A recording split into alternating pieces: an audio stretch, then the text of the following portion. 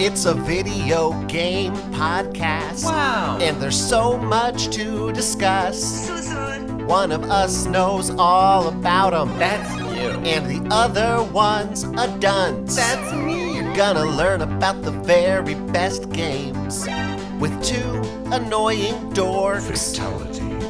From asteroids to Zelda. From adventure to Zork.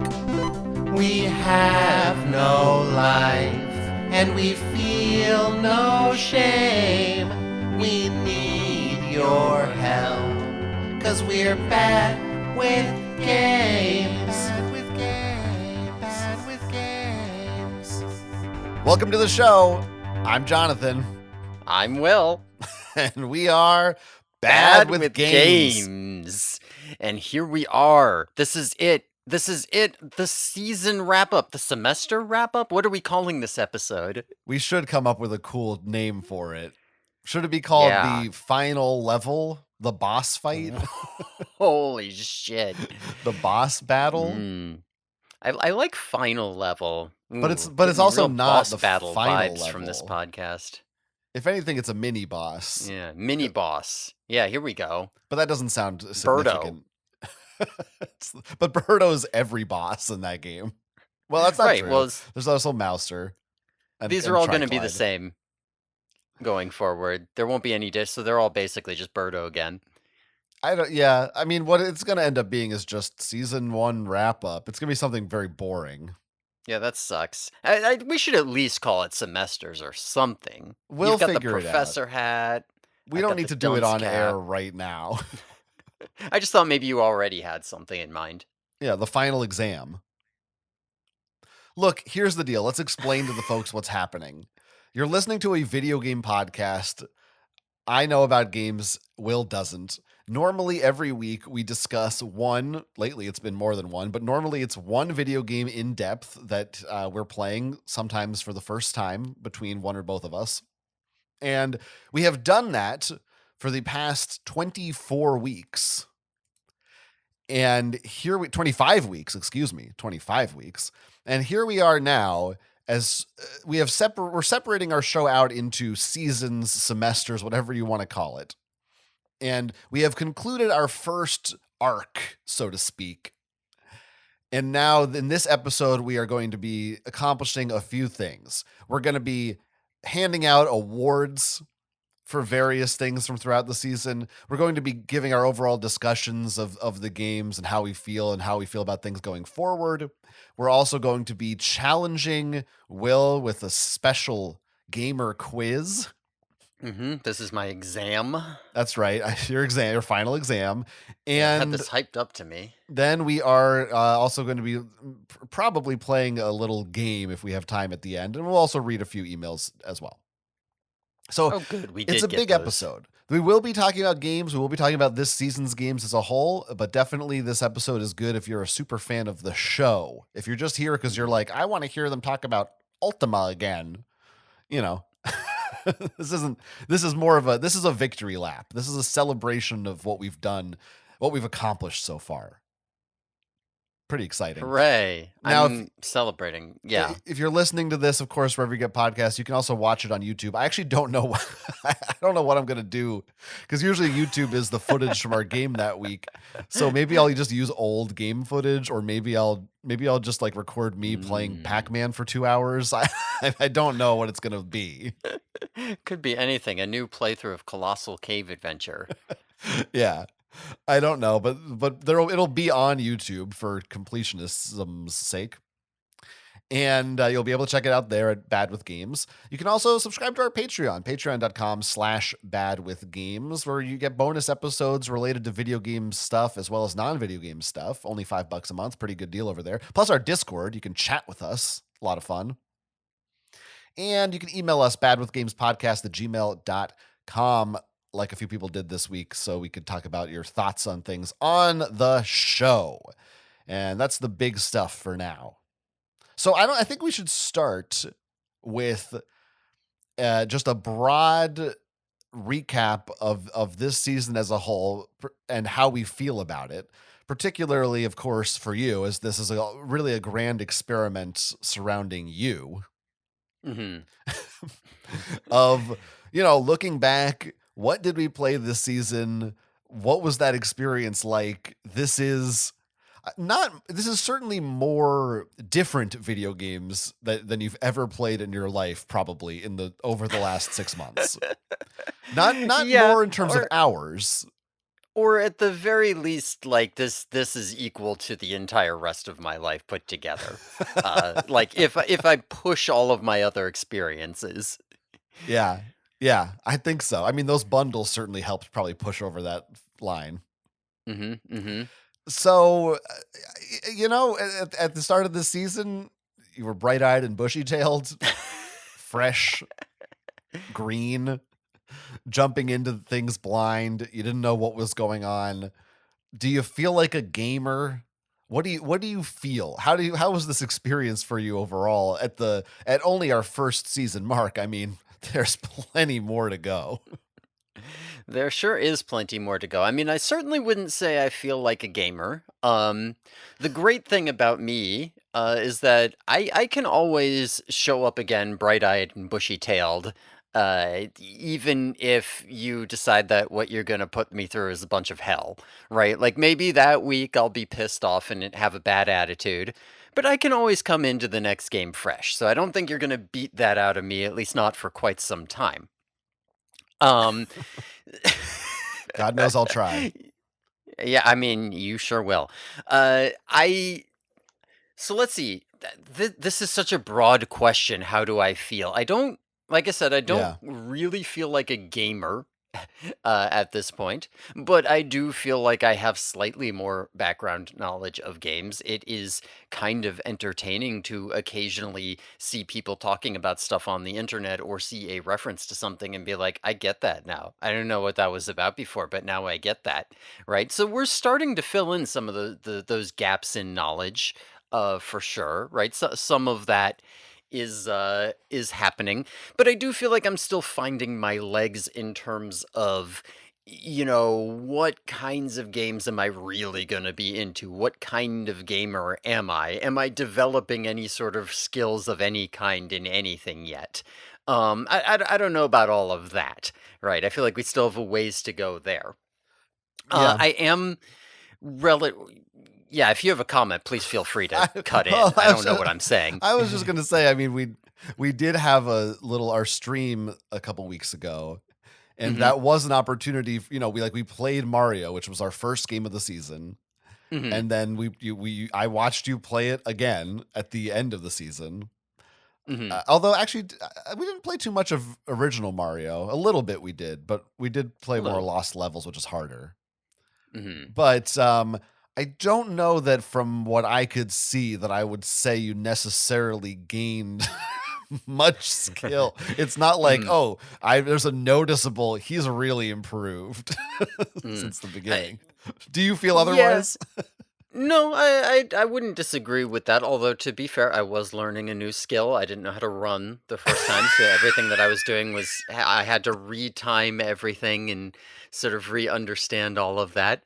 And you've been playing a Yeah, different game every week, so it's hard because, right. every Yeah, gamer well, there are skills that apply to many games that they have in common, even of different genres, but also there's a lot of skills that don't, so yeah.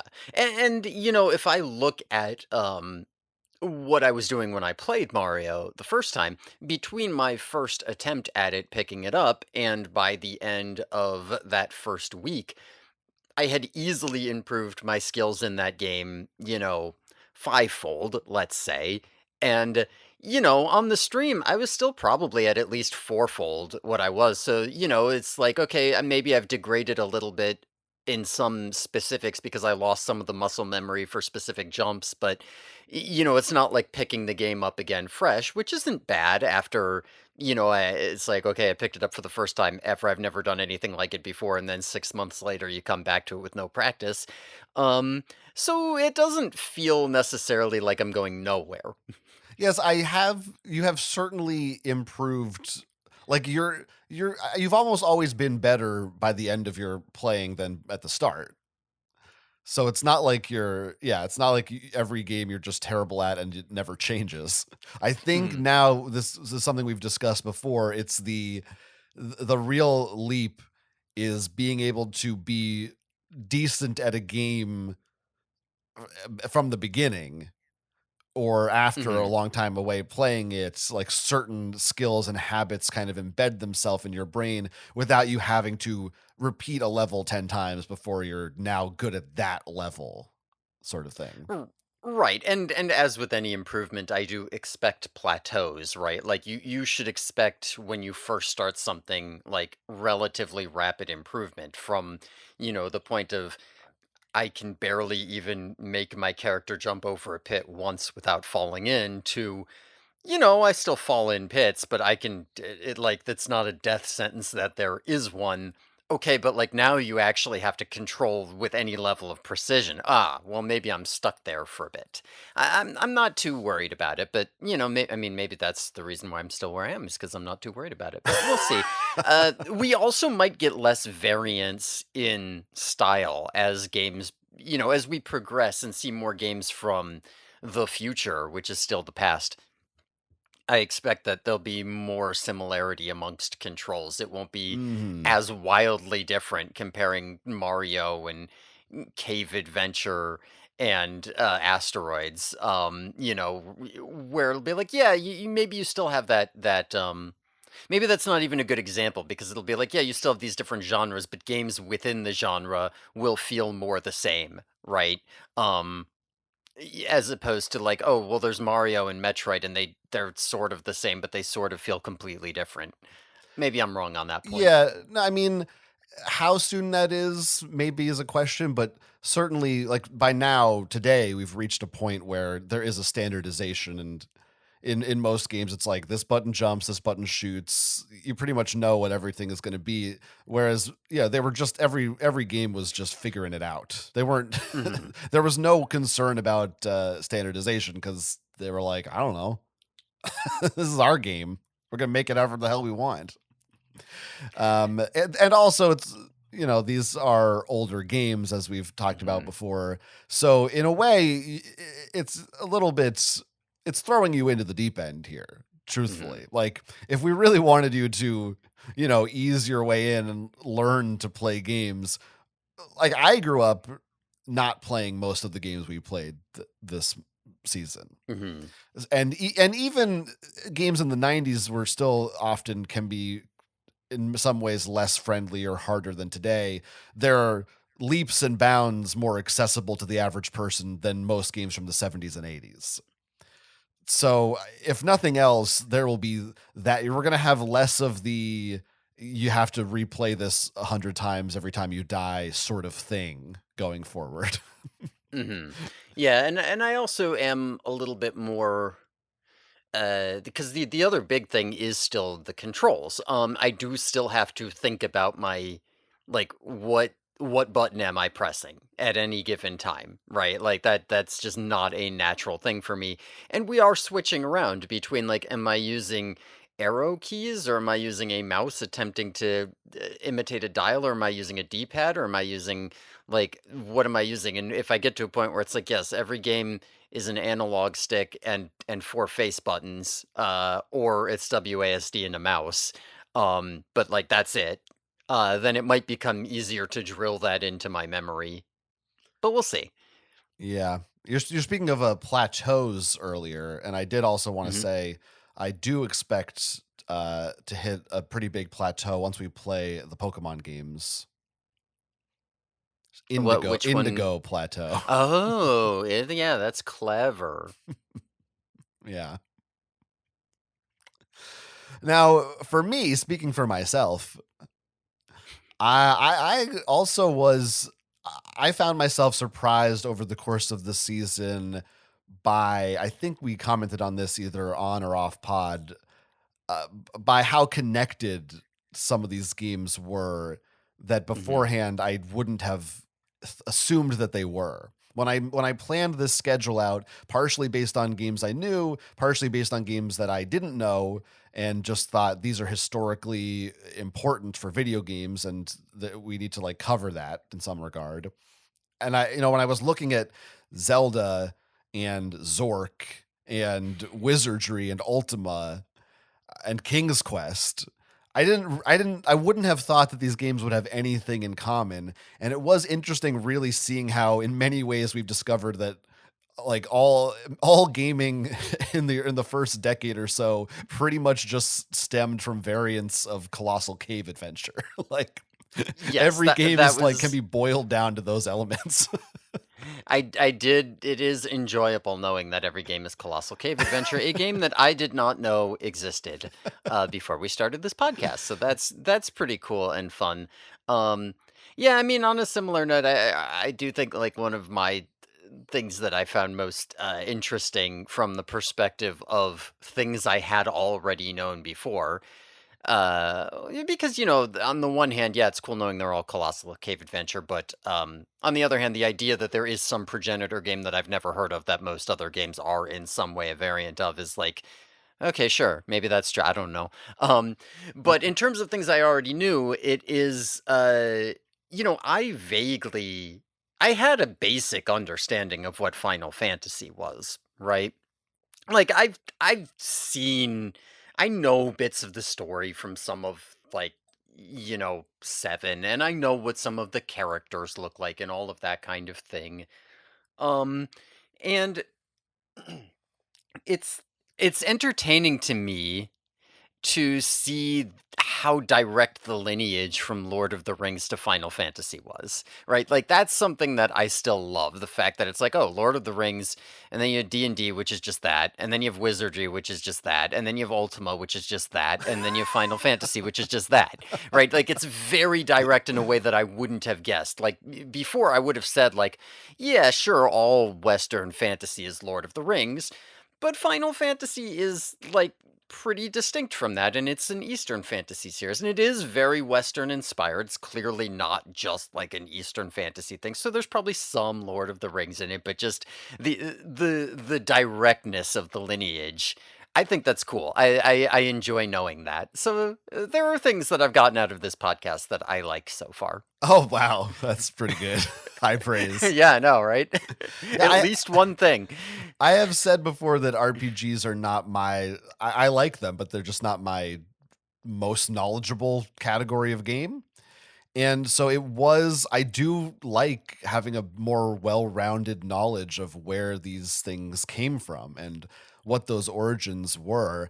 And yeah, fascinating that, JRPGs really have been the dominant RPG genre around the world since the 90s. But when Final Fantasy is the only JRPG we played this season, and its biggest influences were Western. It really is Mhm. D&D that spawned everything.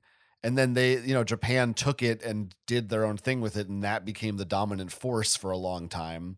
And yeah, it's wild to see that progression and the different approaches before they sort of by the time you get to like post Final Fantasy, there was sort of a standardization there. Whereas before, you look at that to Ultima to Wizardry, and you're like, people didn't to even again Cave Adventure. People were just like, I guess that an RPG. I guess like what is an RPG? It's an Mhm. adventure game. They didn't even know what to call it. It's a wild thing. Now, I want to know: are there any particular genres we played that you did or didn't enjoy and want to do more of or less of, or any that we didn't play that going forward you're like, oh, I'm curious about that one. I hope we get to do one of those or something like that. Uh, I don't know. I don't know. I feel like I'm more interested in it as like a curiosity. Like watch as we like see the genres coalesce and form and all of that kind of thing. Because pretty much all of these genres do potentially have something to offer me. Um maybe not like arcade games, but that's not even a genre, right? I'm happy to be mostly done with arcade games, but puzzle Mhm. games those could still be pretty cool.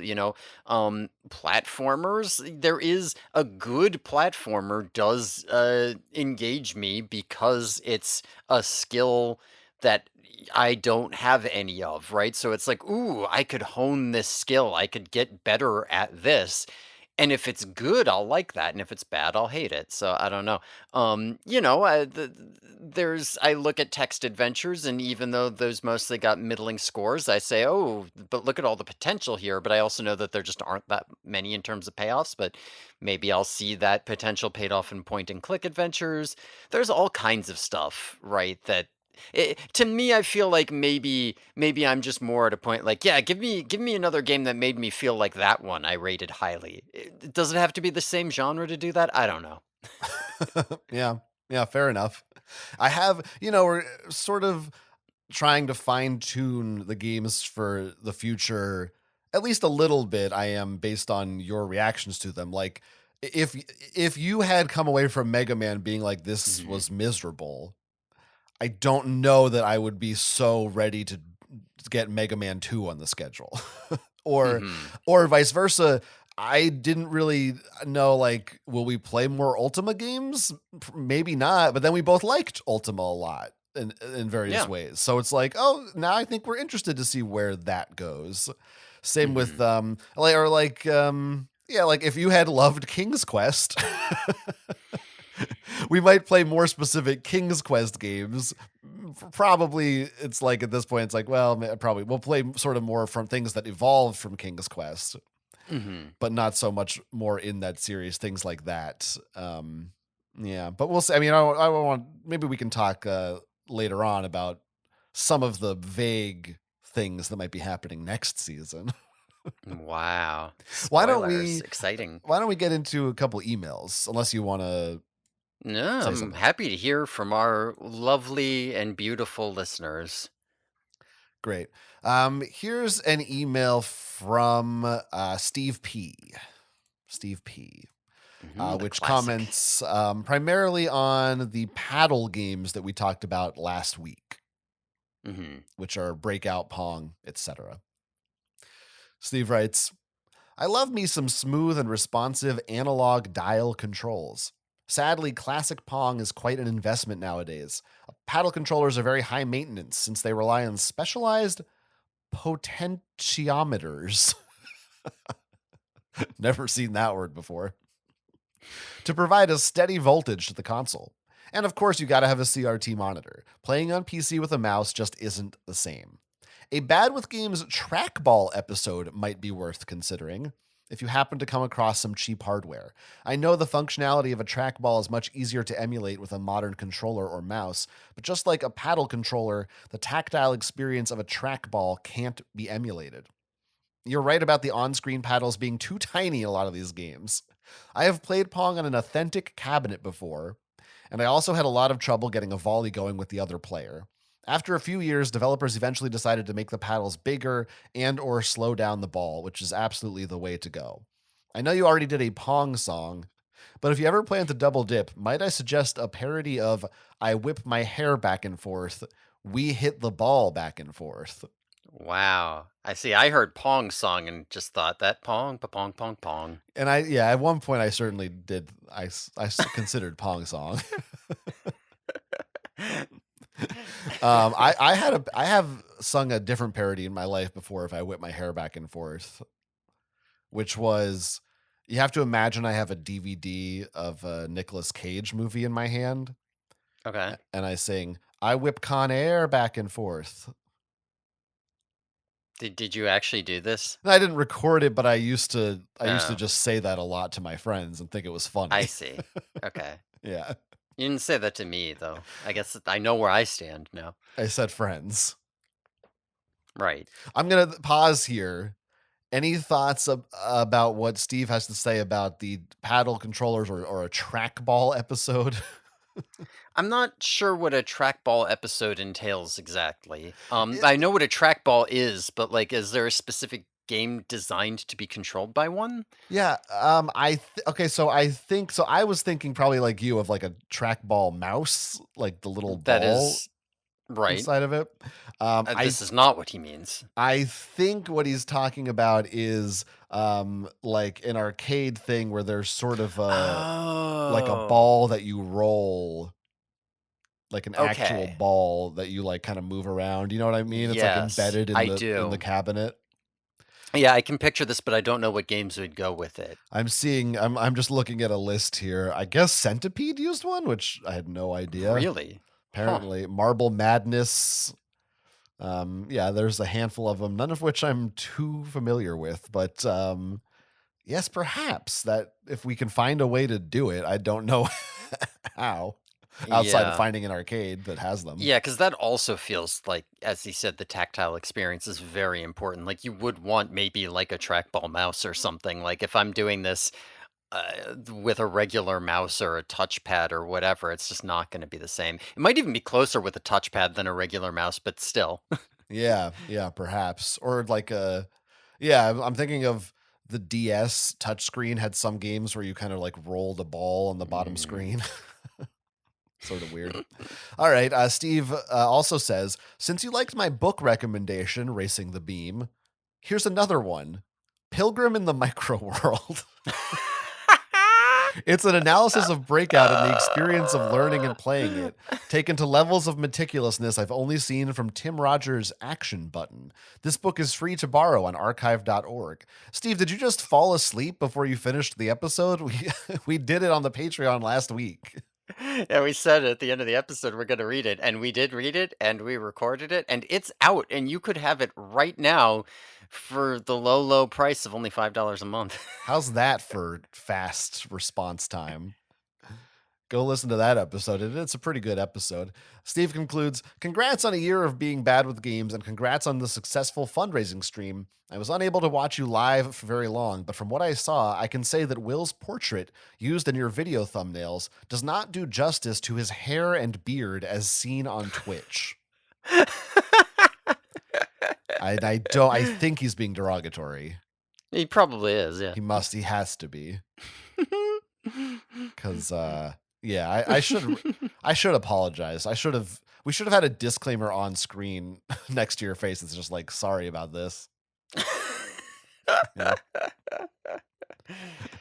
Anyway, here's another email from our friend Sean,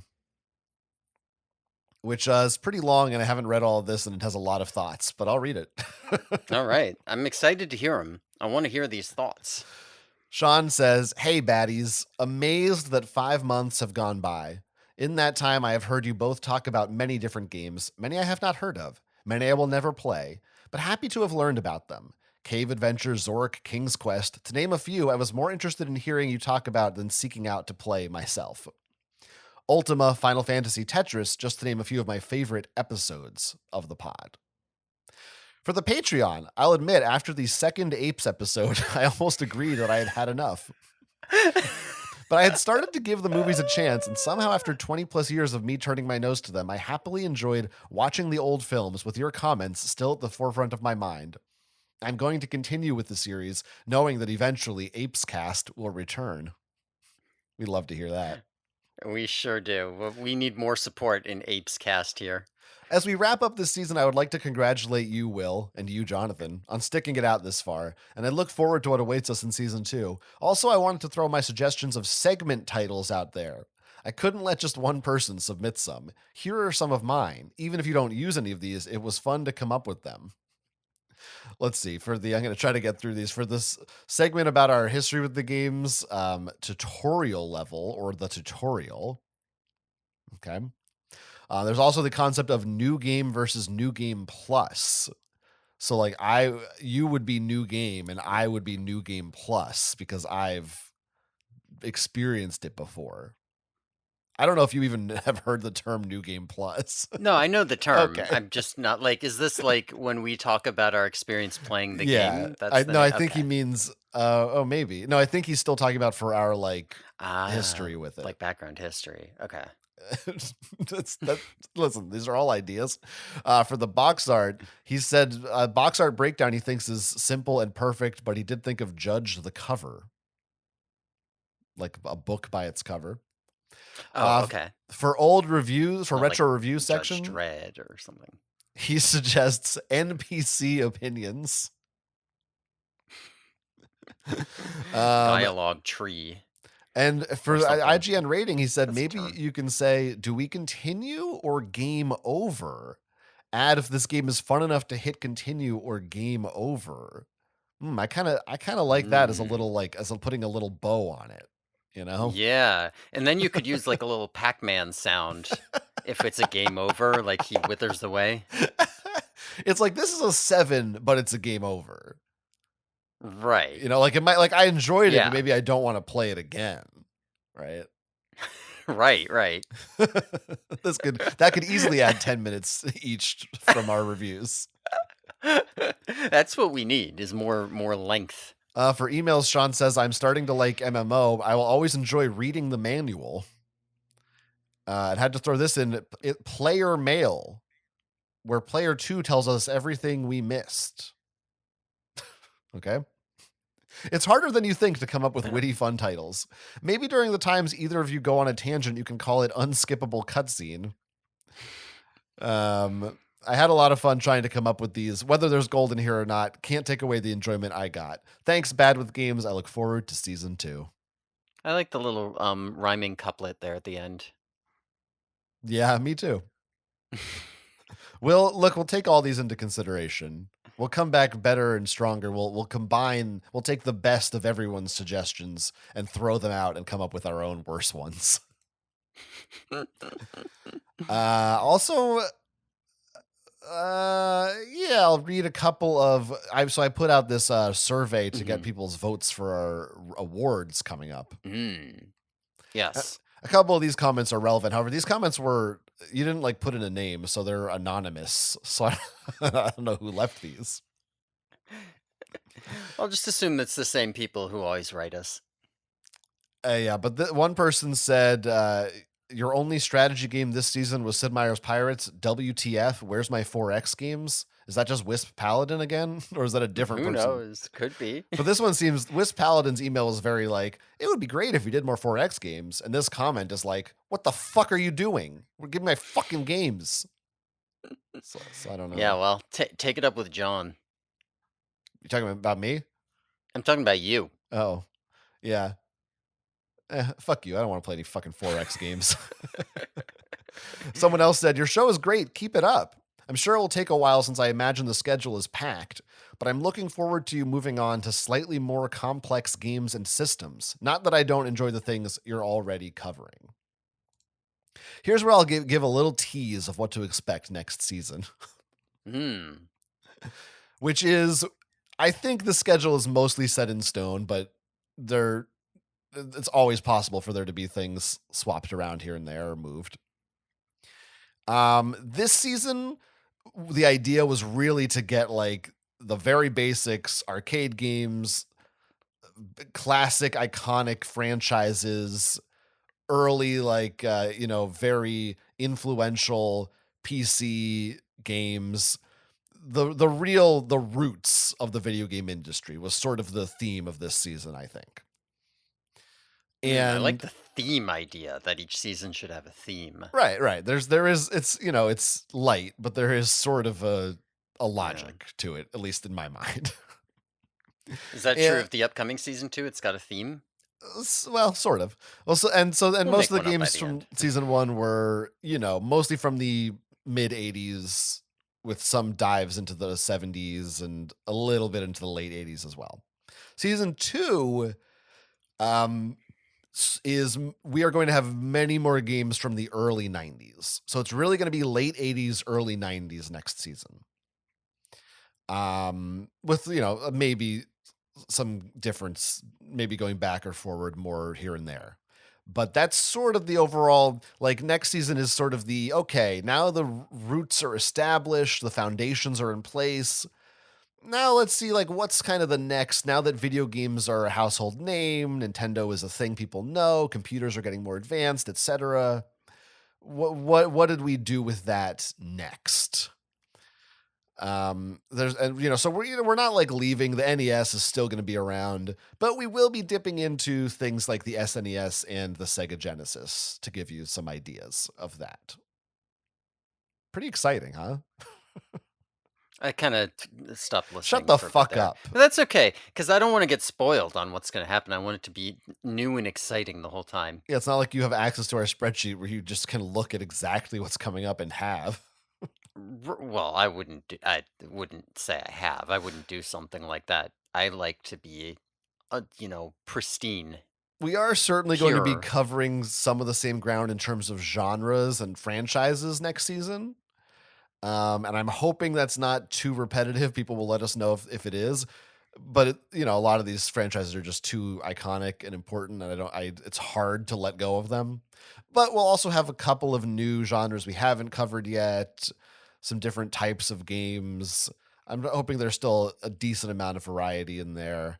And also, I'm going to say this: by and large, I think season 2 will be much more fun in terms of fun. In terms of the literal Mhm. fun that we have playing these games. Season 1 had a bunch of games that even I was like, "Oh, that's like significant, but how good is it? It's interesting for the time. It's fun to discuss it, but it's not like the best game." Most of the games I look at that I have slated for season 2, I'm like, I'm actually genuinely hyped to revisit those games and play them.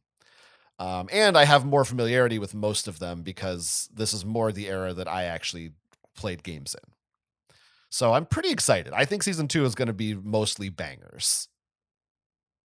And I think you're going to have a better time as a result Yeah, of that. I do I do believe that we have, maybe like an arcade game, There's a like maybe few. one. There's a few in there. I am under the impression though that there will be far fewer arcade games and probably fewer games that I have to launch through DOS too, but maybe I'm wrong about that, which, that's all probably good. Yeah, overall things will be a little smoother, a little easier, more advanced. Graphics are going to be better, controls are going to be smoother. It is just going to be an easier experience overall. And that will make me really curious because to see how you react to them. Because some of in season 1 it's like, well, I'm not that surprised he didn't have a good time with Zelda Mhm. 2 or whatever. Like I get it. Mhm. And but now it's like if you don't like some of these games, I might be more shocked. I might be like now we're getting into games that I'm like to me once you get into the quote unquote classics from the 90s, they've aged way better than some 80s games, certainly 70s Mhm. games. So I'm like, how's he going to react to these? I don't know. We're going to find out together. Should be pretty cool. Well, I don't any other sort of thoughts on overall season 1 stuff before we move on? I I mean, I don't know. Like I said, I'm still very scattered on my thoughts on the whole gaming podcast. I'm not, I have no desire to like I'm not feeling burnt out or anything. I like doing a thing every week and coming back here to talk about it, and so I'm more than happy to keep trucking along, but I'm still very I don't feel like I have a solid foundation on this whole gaming thing yet. So, but that's good because it means that the premise of the show is intact. I think that yeah, end of next season, I think you'll have more of a handle on it, and by the end of season 3, I think is when you'll really kind Mhm. of feel more in it. And to what somebody said about wanting to play more complex games, I also think season 2 will definitely have more complex games already. Like it's already a big step up just going to the next hardware. So you're going to see some of that, and I think it's not for a little while. At some point, we will have to reckon with games being longer and how we handle playing them to a great Yeah. extent. Well, if I like them better, that'll also be less of an issue, right? Yeah. Like if I'm just like, "Oh, I'm really excited to play the next game," and so I, start playing it the first night and then every night I get some in, then it's not a big deal as opposed to being like, "I didn't like last week's game, so I was putting off playing this next upcoming game and now I don't have a lot of time to do it. I don't wanna." You know? Mhm. But there's certain games that I'm like, he only managed to play the first 2 levels, but But also, you yeah. kinda get the gist of it, I think, versus eventually, like, Mhm. before too long, we might get to a game where it's like, I don't know, like, if he only played the first 2 levels, did he really Yeah. play the game? He might need Like more. I don't like know. Final Fantasy, I did need to put in all however many fucking Yeah. hours I put into that to get it, even though I didn't even manage to class up, you Right know? now, well, to be fair, you did pretty well in that. You got, like, to the halfway point of that game, which I Yeah, consider. but I did put in like 15 hours or something, right? Yeah. So But right now, RPGs are really the only genre that's like yeah. that for us. Mhm. We'll see how it goes as we continue. All right. Well, one of the special things we're going to do this episode is we have come up with a series of award categories. Most times you only get one awards show at the end of the year, but on our show, we have 2 seasons a year, so you can look forward to this Mm. happening twice a year, every year. Wow. Yes, yes, the bi-yearly awards or whatever we wanna call them. Yeah. Well, are we calling them the Bad with Game Awards? Should we call them the Baddies? So Yeah, that's maybe what we should call them the baddies. we were calling our fans Yeah, the then baddies, and sometimes our fans call us the baddies. yeah, Is everything just the baddies? But you can't get a better name than that for an award. Yeah, I mean, come on, that's gotta be the award, right? That's just better for the award than it is for any of those other things. The gamies, the withies. Yeah, it's the baddies. These are the baddies. Right. So we have come up with a series of awards for these games, some sort of predictable types you might see in any other award ceremony, some a little less conventional. And we have not discussed them beforehand. We're not coming to a consensus here. We're each going to have our own picks for them, Mhm. which is sort of, I don't know, maybe that's wrong to No, do I it that think way. I think that's right. If one of us picks you, you get a baddie, and then if we both pick you, you have 2 baddies in that category, you know? Okay, sure, Why not? sure. And these I think as we go through different, seasons, these awards might change a little bit. Recall, of course, that we've already given our IGN ratings to all of these games, so, we gotta get a little creative here. Yes, I don't well, think it's that creative yet. we will have like a game of the year type award, but we Mhm. don't have a like I didn't, we don't have a worst game because to me that was just like, well, just look at we already said Right, that. Like that's just our scores. right. But for instance, I have multiple games that I gave a 10 to. So it's like Yes, you did. which one's the best one for me? I Mhm, don't know. mhm. So it's not, and who knows? Like maybe not this season. Maybe things are a little more, less complicated now. But in the future, there might be oh well, I gave this a 9.6 and that a 9.8, but actually, I think the 9.6 deserves the win for some reason. Who knows? Yeah, if we feel like it. Yeah, it's So vibes based. do you have theme music for the baddies here? No. Oh. What do you want? You want me to have theme music? Yeah, I thought maybe you'd dress it up a little, make it special, festive, get people Ba-da-da-da-na-na-na, ba-da-da-da-da-da-da. Yeah, like that. I'm That's it. dancing over here. We're walking up to the stage, we've got our envelopes, we're gonna open them up. Yeah. We've got, for some reason, Samuel L. Jackson is on stage and he's talking about how he used to play Centipede in the arcades. That's how Jeff Keighley does it at the Game Awards. Okay. For some reason, like, Why not? Ozzy Osbourne is there and he's like, "Ugh." He's dead. He Yeah, died. that's a pretty good impression, honestly. Yeah, I used to watch a lot of the Osbournes. Right, yeah.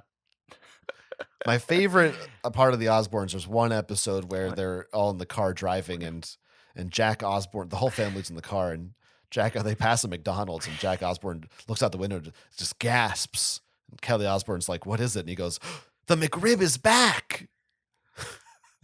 He's just so excited. I always think about that every time I see the McRib. So we're gonna give out our awards. I guess I will just go down this list in the order that I have them, and we will we Sure, will we will discuss. long as your list culminates with the game of the half year, because that's the big one that everyone's waiting for. We don't Of want them tuning course. out early. Yeah. Of course. So get excited, folks. I think we will begin with the award for best box art. You know that we spend a lot of time covering the box Mhm. art, covering it every single week. And this is a big deal. This is the first impression of a game. Now, we don't have we're not going to list out nominees or anything. The nominees are No. just everything we covered this season. They're all eligible. Right. So, is it too much pressure? Well, I mean, I assume you've I already sort of made your picks. So, Yes, it would if I had to do these on the fly. so I guess we will just start with you and we'll just go back and forth for every category. Yeah, some And of if you these want to talk categories I'm about very runner-ups, stuff like that too, you can. yeah. Some of these categories I was wondering, I have to wonder how many we're gonna come to the same conclusion on. I'm Because I gotta curious. say, for best box art for me, um, like, I was looking back through a bunch of the box arts, and I gotta say, like, there are some good options, right? There are a lot of good box arts and decent box arts, but to me, there is one clear winner. And it doesn't seem that close.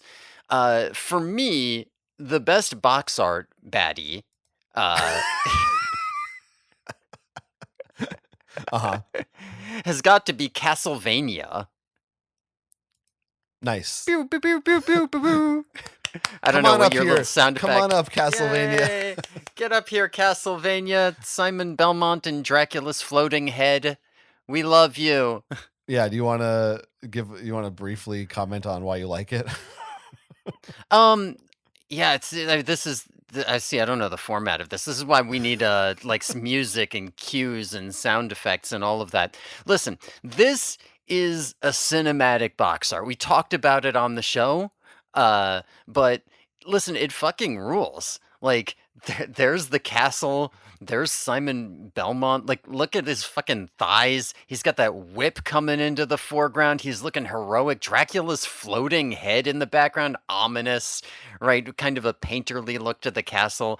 It's cool. It's badass, and it's even better in the full picture. That they had to like crop the box art into. Mm. Like this is just this is the sort of thing that you'll look at it and you're like, fuck, I want to see whatever that is. Okay, that was too much. Split the difference next time on how Yeah, I don't much you're know explaining. what you want from me. This is why I need your sound effects. Now, I guess I guess we're not considering arcade cabinet art for this award. Uh, I did. I looked at some Okay, arcade cabinet art, and I was like, honestly, if some of this could potentially be on there. because I will say I do like the Space Invaders art a lot. Hmm. That said, so Castlevania is definitely a strong contender for me. I agree with everything you said. It is one of the best box arts of the season for sure. However, for me that's my runner up. Mm. My number one, I went with classic, simple, minimalist, iconic The Legend of Zelda box art. Mm. Uh just that Totally gold, the opposite end of the spectrum. complete opposite end of the spectrum. It's just gold cover with a shield with some emblems on it. But I just think it's classy. It looks nice, and it's stuck around to the point where you see that box art, people know what that is, know what that means. Castlevania I really like, but yes, it is much more. It's the other end. It's a lot of stuff going on. I'm not crazy about Simon Belmont's stupid outfit as much. I just like the classy simplicity of Zelda. And is there in all of these awards from me maybe also going to be some internal bias as to how much I like the games themselves? Could be. Maybe that's the case here, but that my baddie goes to Zelda. All right. All right, Everyone at that's home, pretty you can good. keep track. Yeah, I'm glad we There's the have different baddies. ones. Yeah, that's two baddies we gave out to different games. I'm happy. But We're getting a Castlevania was my number representation 2 all for around. sure. Yeah. Yeah. Yeah, I mean, runner up is a big deal. All right, now let's look inside the games themselves. We have to give out an award for the best graphics. Now, Hmm. to me, this could be, this could be like the art style you prefer. It doesn't necessarily mean the most technologically advanced graphics.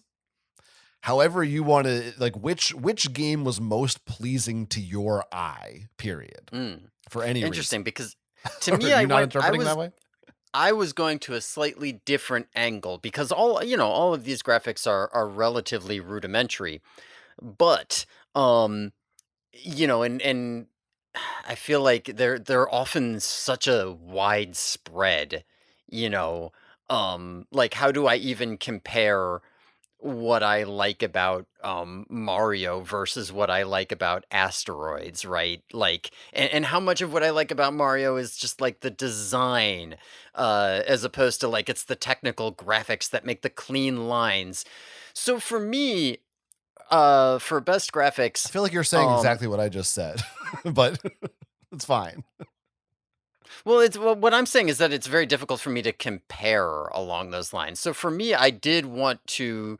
I had decided that I was going to give mine to the one that felt the most impressive to me in many ways for the time. The one where I was just like that honestly is pretty cool. And I think I'm going to have a very weird and controversial opinion here, but I think I'm okay giving out a baddie for it. Okay, I go ahead. Wow me. Yeah, so I am going to give out my best graphics baddie this particular season, the early season, to Dark Horse Pole Position. You're fucking insane. And I'm going to give it to Pole Position because That's fucking stupid. this game is effectively in 3D You're dumb. and it looks like it's in 3D. You're stupid. Okay. And if you look at when this game is coming out relative to anything else, the speed at which it is moving, the way in which they have managed to get depth onto the screen, Oh it my honestly god. is impressive to me, and I'm going to give it my baddie for that reason. You're dumb. This is a terrible pick. Pole position looks bad. It looks ugly. It sucks. There's like four colors. This is stupid. This is dumb. This is a terrible choice. That's You've my made a choice. huge mistake. Nah, This is a gigantic misstep from you. I'm going with what's impressive rather than what impresses me, what blows my socks off, you know? That's sad that We'll that blew see. your socks We'll off. see if the other ones. We'll see if the other seasons maybe don't quite have that level of. You know what I mean? Because everything in the other seasons should be closer in terms of what they look like.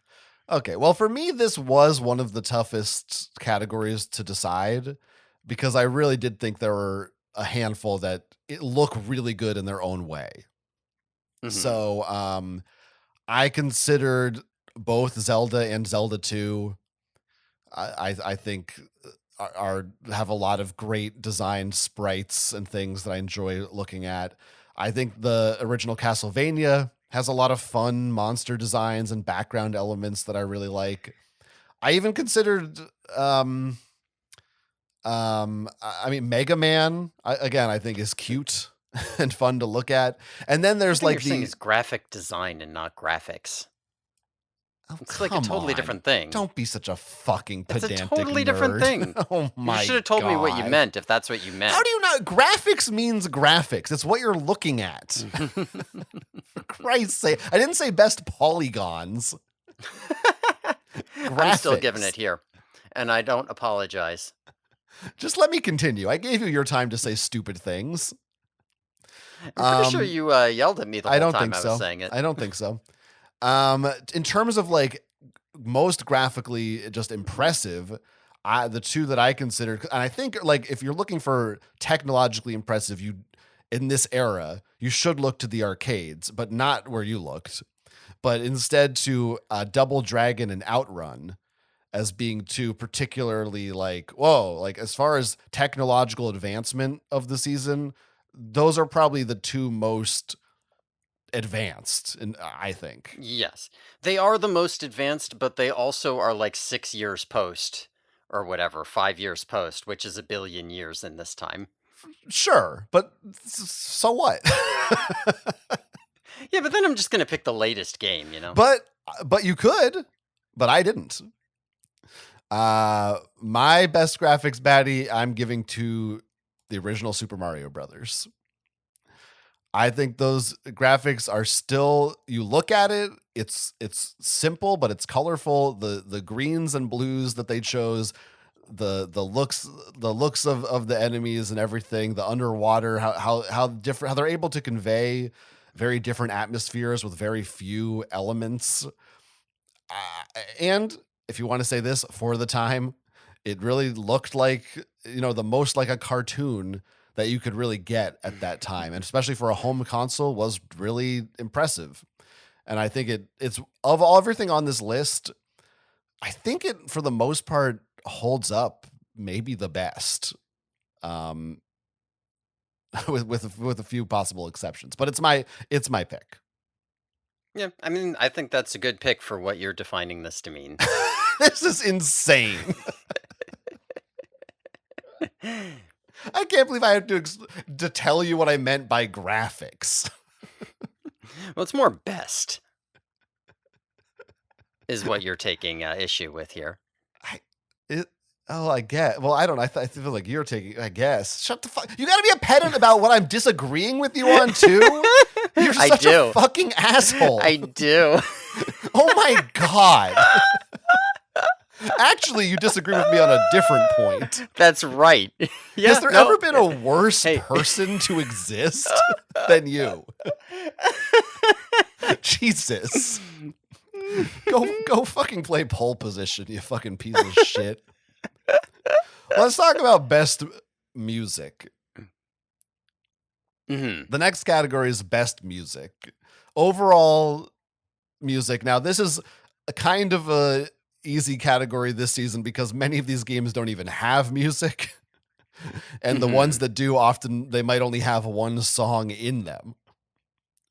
So, which one was your favorite? So it's interesting that you say this is an easy category this season because of that, but Well, there's I fewer think choices. right. There are fewer choices, but I do think there's some difficulty here because this is such an early episode with so many like foundational games that have stood the test of time.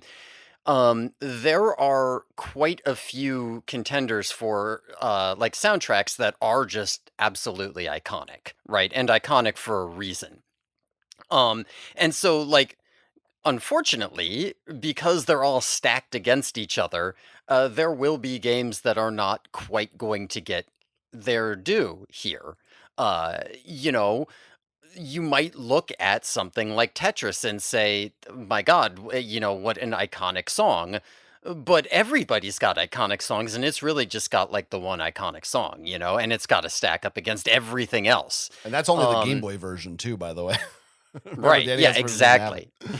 exactly. Yeah, exactly. Similarly, there are a number of great songs and soundtracks in the Zelda games, which I think, probably are the sorts of things that deserve a baddie, but unfortunately, I'm not going to be able to give it to them this season because for me, I do think that the best soundtrack is going to come from Super Mario Brothers. I you know what? Like, there's not that many songs in it, but every last one of them, even the worst in it, which is probably like the Bowser's Castle, is still the kind of song that if I have to listen to this for 8 hours on a loop while I try the same jump over and over, it's not going to bother me. I'm going to be humming it to myself every time I watch the Super Mario Brothers Super Show and they rap over it. I'm going to be humming it to myself.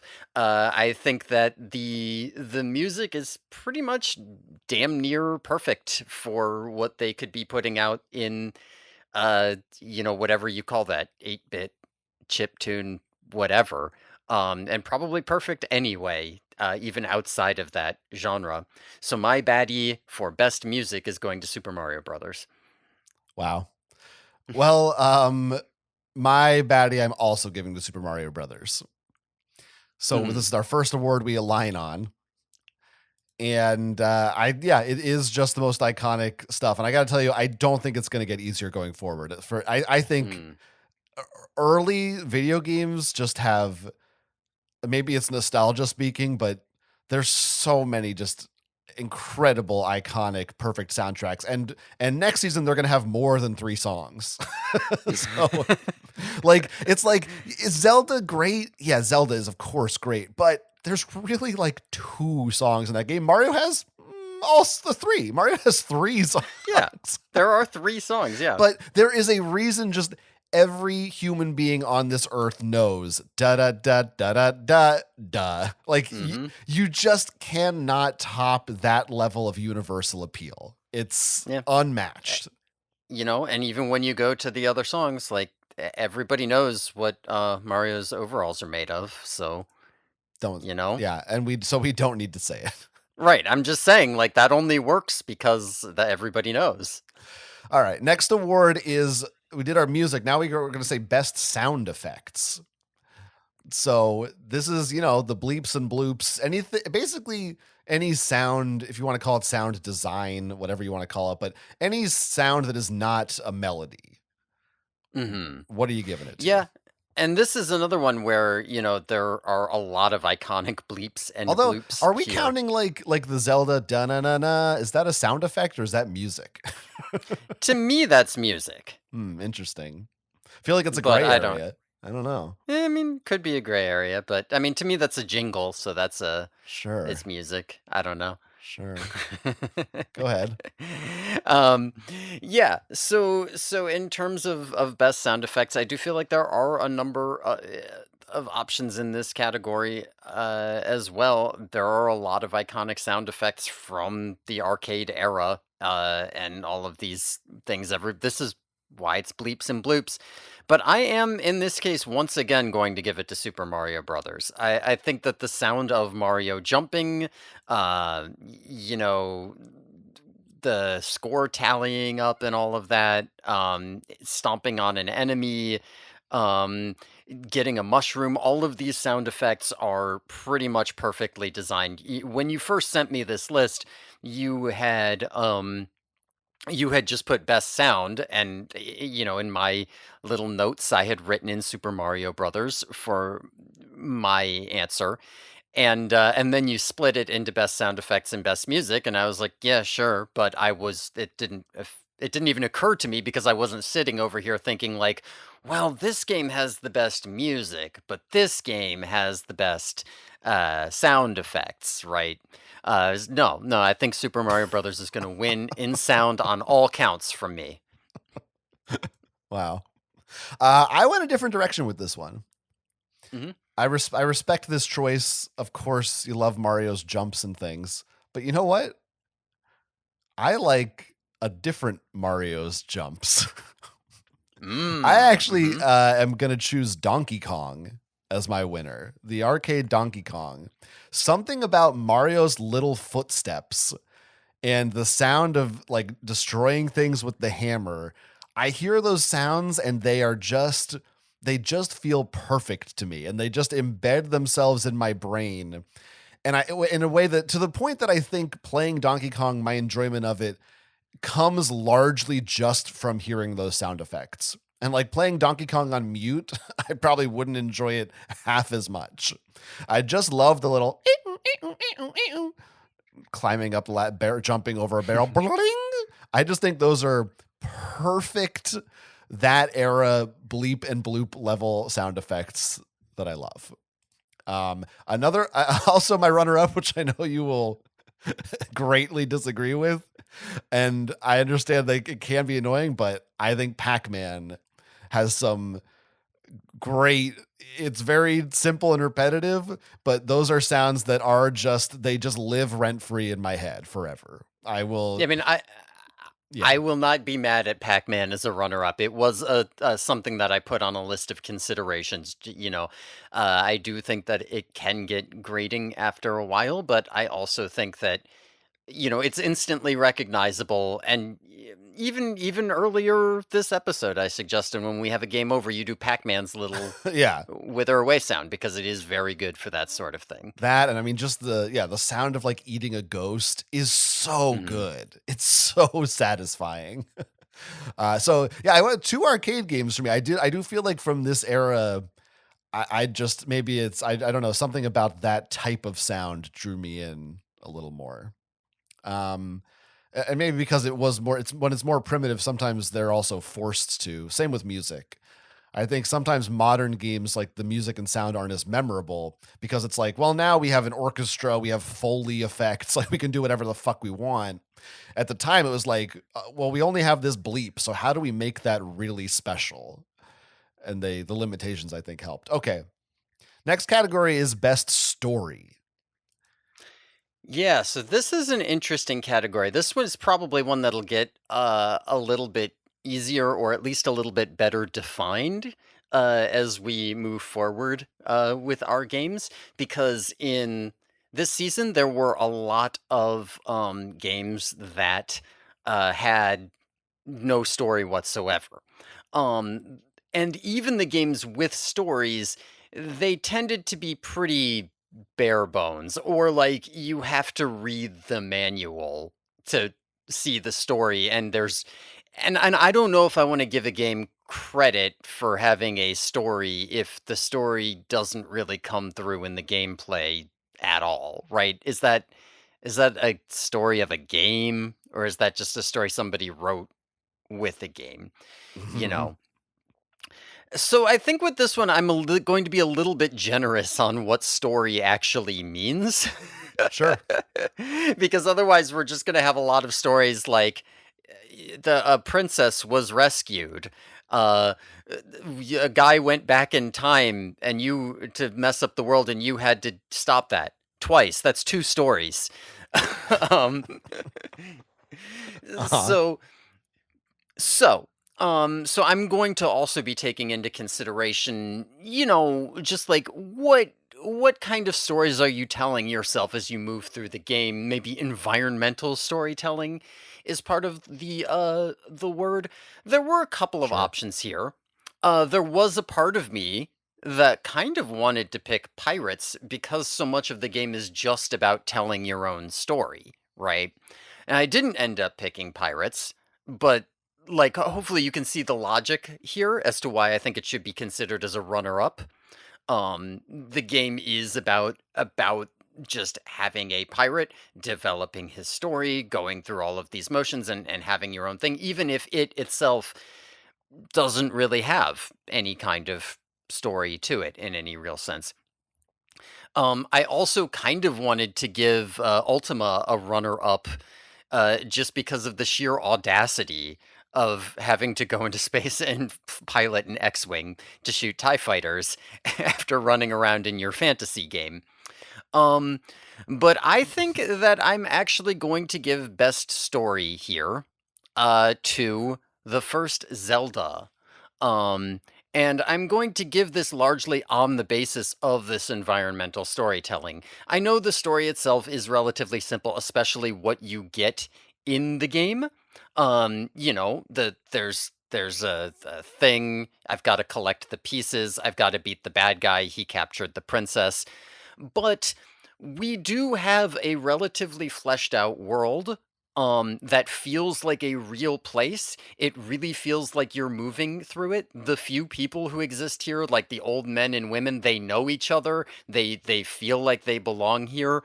I do get this sense that, like, why is this kingdom so empty? It feels like something has happened. And so as you progress toward the end to go beat Ganon and save Zelda, you are a character doing things in a world, which to me is a story.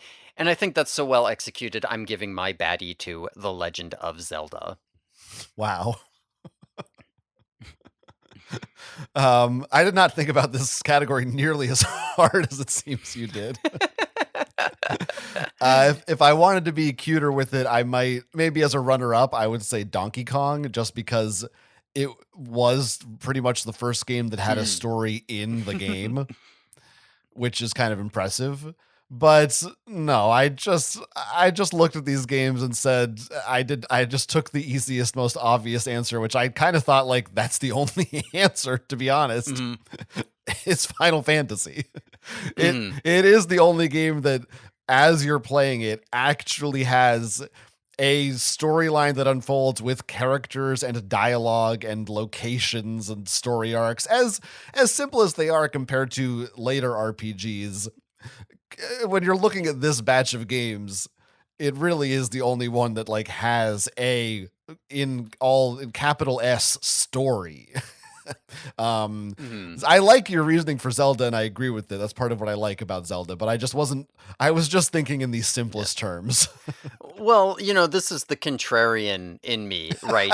Here, No seeing kidding. best story, looking at the list of games and saying only one of these has what you'd even call a story. So why does it get what it gets an award by default? No, that story is fine, right? Let's expand the notion of what story means, and does it still hold up if I expand that notion? And I was like, I don't know. I feel like I'm more immersed in the world of Zelda and my character's progression through it. So.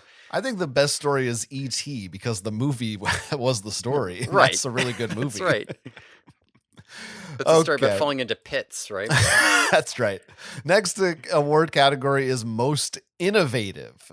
Now, this is another one that we might interpret differently from one another, but uh, essentially, what game do you think had the most creative or fresh new idea, whether it be a gameplay idea or I don't know, could be anything maybe.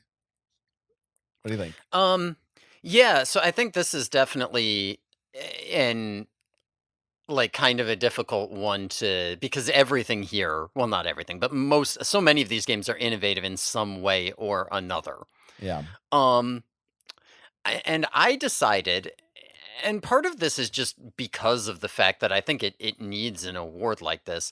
I decided that I'm going to go for Colossal Cave Adventure for most innovative. This did spawn a genre. A number of these spawned a genre, but so many games are just iterating on Colossal Cave Adventure that it kind of feels like this one is responsible for so many innovations in a way, being this progenitor of every game.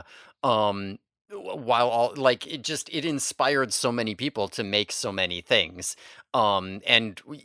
Like all of these different genres, the RPG, the point and click game, even like a puzzle game, are all sort of starting off in this point. This is also, in a sense, the beginning of like true storytelling in games, the way that I was like, "Well, what about Zelda? That's kind of a story in Zelda." Um, so for that reason, I am going to give my most innovative baddie to Colossal Cave Adventure. Guess what? This is another double baddie. I also chose Uh, Colossal Cave Adventure for most innovative. Yes, it is. It is just virtually every game we played, with the exception of the ones that came before it. mhm. But I mean, this was what, 75, 76? So not many came before it. No, with the exception of Pong. Really, I think that's the only one. Like maybe Breakout was like around the same time. Um, this was the one of the earliest games we played, and yeah, you can kind of draw a line somewhere to every other game from this game. Mhm. It really is crazy just how much there is. Again, even where you wouldn't think, it's like, no, no, you're getting a thing, you bring it to a place. It's a cave adventure. Every game is a cave adventure at some point. It's cave adventures all the way down. My runner up for this one, though, I did consider Sid Meier's Pirates, because I do think the way that it did the open world thing and how much freedom you had for the time was pretty revolutionary. That wasn't really something that you were seeing in that era. Mhm. So, and even for today, I mean, nah, it's today, I guess you see more of that. But for many years, I think that was certainly more the exception than the rule. All right. Next, now we're getting some of the more, a little more fun categories. Mhm. Mhm. How about the category for best player character? So, best protagonist, you might say, character that you play as in one of these games. There's a lot of options for that.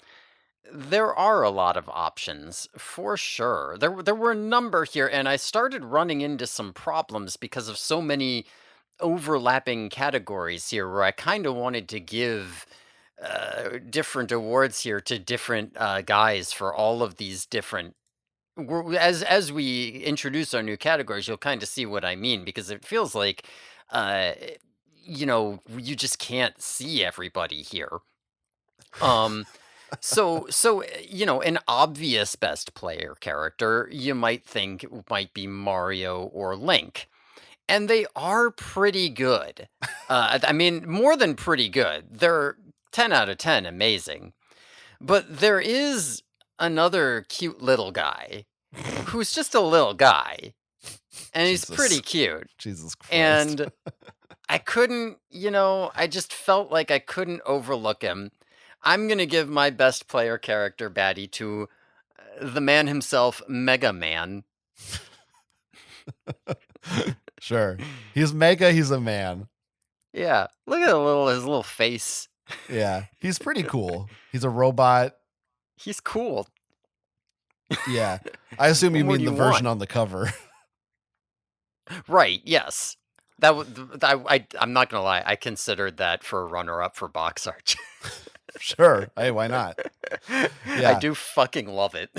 For my best player character, I chose myself because in Zork, technically you play as Mhm, yourself. No, mhm. no, I didn't do that. Come on. I I did write that in as well and Fuck was like, you. "Oh, come on, let's not do that." Fuck you. No, I'm here, I guess, to zig when you zag like a fucking freak because you just have to be different. You're Mhm, a pick me girl. Let's face it. mhm. I kind of I don't know. Was to see if you consider this cheating or not, but I did write in Mario slash Jumpman. Mm. But Technically, which one? they're technically the same guy. I'm considering them both one guy. Hmm. That's my best player character. It's one guy. I mean, if you pick Mario, I don't think it has to be from a specific game. It's Mario. He's in I all suppose the that's Mario true. games. Yeah, it's I not. suppose that's true. If you picked Mario, that's either Mario from Mario 1 or 2. You Yeah, could have picked Luigi or from, Jumpman. yeah, or Toad. These are all I options. mean, Pac-Man is pretty good too. Honestly, I didn't really. I mean, Link is great, but I don't feel like he makes as much of an impression in that first game Mhm. versus Mario is just he's fucking it's fucking Yeah. Mario. Look at him. Yeah. I mean, listen, His name's on the I just think title. that it would be too easy to just give Mario all of these awards, you know? And I feel like I'm not some going of for these a other guys challenge. I'm doing what's don't want to right. be over. I'm going with the truth. Cool. Well, And if that's Mario good. dominates the You give him awards, some then he baddies. dominates the awards. I just need there's some other characters here who need some baddies. They deserve them, So you these are know? pity awards. They're lies. No, They're not no, how you no, really no. feel. No, no, no. These are 10 out of 10s who just happen to be in a season of other 10 out of 10s. Well, the next award is the opposite here, the best bad guy. Hmm. Best and I mean I was thinking when I wrote this like main villain, as opposed to Hmm. like cuz obviously there's dozens of enemies in many of these games. But best Yeah. this is the baddie for the baddie, you might say. Yeah. This is another one that I You're going to be had some like trouble the other with. cars on the track in pole position. No, I think we're probably going to end up picking the same one here. Um, because this is one that I had some issues also with overlap with. Now, I did not consider this just to be a main bad guy. I did consider any bad guy as a Okay. potential candidate here. Okay. Um, but unfortunately, as much as I really do want to I want some representation. There's really only one best bad guy, and it's not close, and it's Donkey Kong. I agree. I also give my baddie to Donkey Kong. Now I did have two runner-ups. Obviously Bowser. I Mhm. do like Bowser, even though it's technically not him at the end of most levels. It's still him to me jumping up and I guess I should say King Koopa. He wasn't Bowser yet. I also said another runner-up, Mother Brain, who you never got to Mm, see, but I never got to see I Mother do think Brain. Mother Brain is pretty cool. But yes, Donkey Kong he's the guy. He was the face Yeah, of video games for several years. he's got a great He face. has an incredible face. He's the thing at the top of the screen. I mean, without him up there, you don't have a game. Mhm. He's he's the best. When he falls and hits his head and his eyes bug out. We love it. Next award is for best princess. Best princess. So, there are some decent princesses. All right. Like this is a category that has Zelda, that has Toadstool. Um and there was a part of me that kind of wanted to put in the princess from Ultima because she's a Star Wars fan and she won't help you out unless you're an X-Wing pilot, which Star Wars princesses. I can think of another princess who bestowed awards for ace X-Wing pilots, a Rose. certain Leia. Oh. Oh. But then I was like, oh yeah, I guess there are actually a lot of princesses in Ultima, and I don't know how to distinguish any of them, and I don't really know that that's enough to count. So I don't really know that I can give any of them the same credit. But I decided for this one to go with not Zelda, not Toadstool, but the original, the progenitor, the lady. AKA Pauline. Help! From Donkey Kong. Got it. Yeah, now there is a little bit of a because I think we're maybe using princess a little liberally because is she a princess? I don't believe Pauline is royalty, but she's a princess in Well, spirit. she's not. She's the lady. Pauline comes later. They're the same. A, they're the same character. B, it's that thing in Donkey Kong. She's not the Help! daughter of a king. You're saying You don't know that. I, yes, I do. She's a lady. You know Okay. what I mean? Capital A, it's like a title. Right. I tried to be cute with this and I tried to look at all the games and yeah, like Ultima. I was like, I don't know, is like Roll from Mega Man is kind of a princess in a way. Should I pick her? But I was like, no, at the end of the day, who am I kidding? Zelda's great, but she barely appears in those games other than when she's just asleep all the time. In bed, you mean? Right. So I did pick Princess Toadstool, but specifically Toadstool, the playable Toadstool in Mario Mm. 2. Because in Mario 1, it's just like fucking whatever. But in Mario 2, I feel like that is a great. She has a great ability. It's one of the few playable female characters that there is. She's not just being rescued; she's getting out there and getting stuff done. And I'd like to play as her in that game. So, yeah, for that Princess Toadstool is my pick. Next award is for best little guy. We all Best know we little love little guy. guys.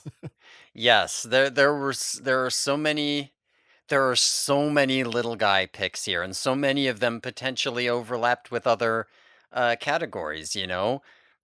Because even Mario is a little guy. Even Mega Man Now is this a I little did guy. not see. I did not consider them as little guys. To me, the penultimate, the quintessential little guy is what I mean to say.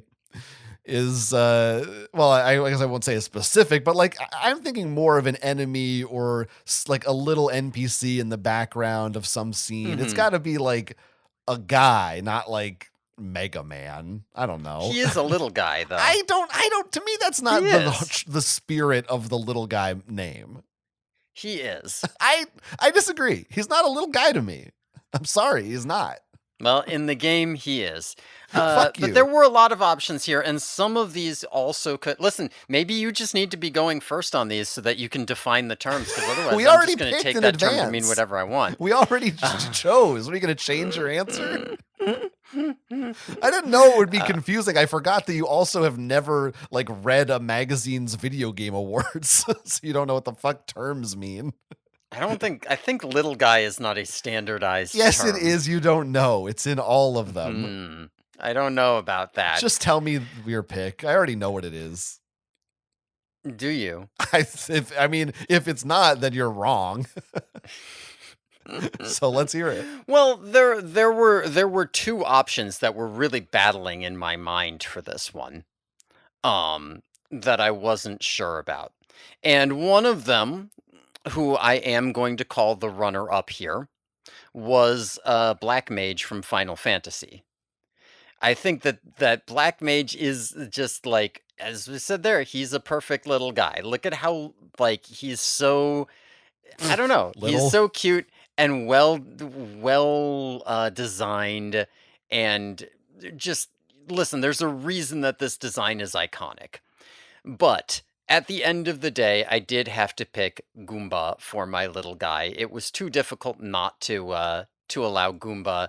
I was gonna be like, maybe Goomba can be villain, so that, or bad guy, so that Black Mage can get his accolades. But no, I had to put Donkey Kong there. So Goomba is going to get my baddie for best little guy. Yes, that's correct. That's the correct choice. If you're saying Black Mage is not a little guy, then I don't know what to tell you. Black Mage could be a little guy, but I will tell you, I not once did I think of him. That didn't come to my I, mind. I think you just don't care about little guys in your video games the way I do. Look, no one cares about little guys in video games the way you do. The Goomba is a little guy. Black Mage, in the reality of, in the thematic universe of Final Fantasy, is probably like 6 feet tall. He's not even Sure, little. sure, A but that Goomba is doesn't little. matter. I'm just A saying. little guy is a design you look at and you go, "Oh, he's just a little guy." That's a little guy. Okay, well, I think Go back should and be listen to stricter our Final Fantasy parameters. episode, and you will hear us both talking about him and calling him a little guy. I It's an important part of how we define that episode. Well, then you should have given It's him an award, important. but you didn't. So he loses, and Well, I Goomba had to give it to wins. Goomba. I just Goomba's the think that you guy. should. I just think that if you're saying that he's not even on the runners-up list, then you're the one who's wrong. It's not. Look, like I said, it's fine. It's a valid thing for you to consider. I'm just telling you personally. It just didn't come to mind. I just didn't think of him. I just don't think you gave enough consideration to your Baddie Awards. Well, I Maybe think some of them are invalid. immediately said, "Oh, there's the Goomba. Nothing's better than the Goomba." And guess what? I was right, and you agree. Sure, but you need to put in, you Doesn't gotta give matter. credit where credit's due. It's not No, fair I to not don't. give him a runner-up. No, yeah, it is. Fuck him. Go fuck yourself, Black Mage. You piece of shit. Hope you fucking die. Next Why are award you is like this? the next award is for the most annoying. Now, I think this should just be most annoying thing. It doesn't. It could be a whole game, or it could be like a specific aspect of a game. What was the thing over the course of the season that made you the most go, "I'm pissed off," or Now, I did take this irritated? for a whole game when I Yes, did this. yes. But I think some of these games are small enough that But I feel like whatever the game is, there's probably like a specific thing that's the thing that really made you mad. I mean, there is the specific thing that really made me mad, but it is also that the rest of it didn't redeem that thing, because there are some games that have irritating parts, but then other parts that are good. So for most annoying, I'm choosing to give my baddie to E.T. the video game, and I'm specifically choosing to give it to the pits. The fact that you keep accidentally falling into the pits, the fact that the entire gameplay loop is going in and out of the pits, the fact that most of the pits don't even have anything in them, and you just kind of have to go in them and out of them in a systematic order over and over again. The game is the pits, and so it will win my most annoying baddie. It's good that you go first because then I can just be like, yeah, moving on. Hmm. Because yes, I also gave it specifically to falling in pits in E.T. the Extraterrestrial on the Interesting. Atari. I mean, I'm not gonna. obvious to me. I'm Yeah, not gonna lie. When I said, "Oh, we should have a most annoying," in my head, my estimation was that ET would be a runner-up for you, and you were going to take Yar's Revenge for the visuals and sound. no, no, I still, because the thing is with Yars, it was like, well, I don't like playing this, but I beat a level, I like got a score, the game's over.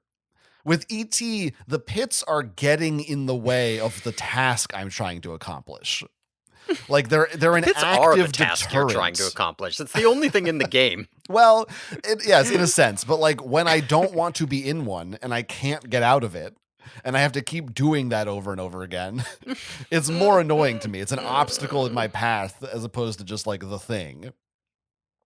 I thought for you though, you might say the shafts in Metroid. It was certainly on my mind. Now, initially we had discussed maybe a separate or same category of most boring, Mhm. which I would have said wizardry too is the most boring thing. Just dungeoning around in wizardry. Yeah, that one was a little bit trickier. As we move into other seasons, some of these baddies may get tweaked a little bit, right? They won't necessarily be the same baddies every season. No, of course not. So I think there will be some standards and some twists. Now, Like we might even propose an award just because we hated ET and think it should get an annoying baddie. right. Yeah. Next up, this is a fun one. Biggest surprise. Something this hmm season, a game or a part of a game, whatever you want, that went in a way you did not expect. Well, I asked about this before, and you said a game that surprised you, not like Sure. a thing. Well, I'm So, opening it up. I'm broadening it now to be whatever you want. well, now There's it's no locked in. rules. There's no rules with this. It can do whatever the fuck you want. Who cares? It's locked in now. It's locked Yeah, in now. So I for picked my the game too. I'm just yeah, saying. so my baddie for biggest surprise, and if you remember the episode, I think this might not be a surprise, is going to go to Donkey Kong, which was a game that maybe before I started, I think my thoughts on it were I like Donkey Kong the character, but the game is like probably relatively simple, right? And then once I started playing arcade games, I kind of felt going into Donkey Kong like I like Donkey Kong, but I fucking hate arcade games, and I have a suspicion that this game is not going to be very good. I'm going to fucking hate it. Even playing Donkey Kong, I got a big surprise because if, as you'll Your recall, biggest I'm playing surprise through was that there's a level 2. yeah, I'm playing through, I'm frustrated, and then holy shit, there's a level 2 that's fucking different, and that makes level 1 good retroactively. The Donkey It's Kong good is on one its of my own. highest rated games of all time. And I really would have guessed that this was going to be like a 4 or something. So Donkey Kong is getting my baddie for biggest surprise, and that's a good thing this time. Yes, it could have been the game you were excited for that turned out to suck. Yeah, could have been bad. Yeah. Now for you, most of these games were a surprise. Like just Yes. generally, you did not know what you were getting into. Right, exactly. Whereas for most of these, I knew what I was getting into, but one that I didn't, and the baddie that I'm giving it to is Ultima 1, Mhm. which I had no familiarity with it. And after playing Wizardry, I was looking at another RPG from the early 80s and thinking, I think this might be a huge drag and a bummer, and I don't want to play it really. And ended up just having a pretty good time with it and thinking this is neat and playing through it all the way and enjoying myself and discovering a thriving Ultima community out there on the internet. And had a lot of fun with it. My runner up for this for similar reasons is Sid Meier's Pirates, which I also was like, didn't really know what I was getting into, didn't really understand exactly what kind of game it was, but knowing like Sid Meier, I'm not always strategy games. Sometimes I'm bad at them. Maybe it'll drag because it's kind of old, but it turning out to be a pleasant experience that I got some things out of. All Yeah, right. Ultima was could I guess we can say it's a runner up for me because when I asked the question of should it be like something I learned that surprised me or what, the surprise was going to be what I said at the beginning of this episode already, the direct lineage from Lord of the Rings to Final Fantasy, which was a surprise specifically because I already understood both of those properties. And were I forced to pin down a specific game that gave me that surprise, it would have been Ultima, the connective tissue that brings you there. So I think I would give that a runner up. Great. All right, next category is best system slash platform. Now, hmm I'm curious what you're going to say about this. 'Cause I feel like, essentially our options are NES, Game Boy, PC, and arcade and Atari. Yep. That I mean that's five options. So. um, so, and of course, this is again limited to this season. So it's like based on what hmm we've played this season. Obviously, we're not really judging them as a whole. But Right. what's No, only for this season. yeah, so what is your take? Which had the best offerings, I suppose? Yeah, so I mean, to be honest, I suggested this category to kind of throw you a bone, but also to potentially add interest going forward. Um, Throw me a because I bone. think this season This season, I think there's no comparison. I think that, looking out over all of these, there is one system or platform or whatever you want to call it that just consistently had the best games, the highest like average, of the highest scoring games that there were. They were basically all on this system, and that is Atari the 2600. NES. Oh, okay. Right. Now, I know you're a Nintendo guy, and I knew you would be happy to allow me to come in and give the NES an award, a baddie for our first season. But also, this is good because when we start getting into, say, the Genesis and the SNES, perhaps some competition will come their way, and we will see what happens. Now, now, are you going to surprise me and give a baddie to someone else? No. I didn't think I'm so. like, I was like, what's the point of this award? It's so obviously the NES. Well, they deserve it is the point of the award, Sure, I guess and so. to set the stage. I mean, it will be weird because like next season, there's also, I mean, also this season was more dominated by NES. I mean, there's several PC Was games. it? Well, There more, was a I would say more so than future seasons. Like I think like next season, right now there aren't compare proportionally as many Super Nintendo games because there's going to be more consoles. Like at Mhm. the time, it basically was Sure. just you're either on the NES or you're a computer game or you're an arcade game. I mean, we did the Atari, but that was like a Yeah. different thing.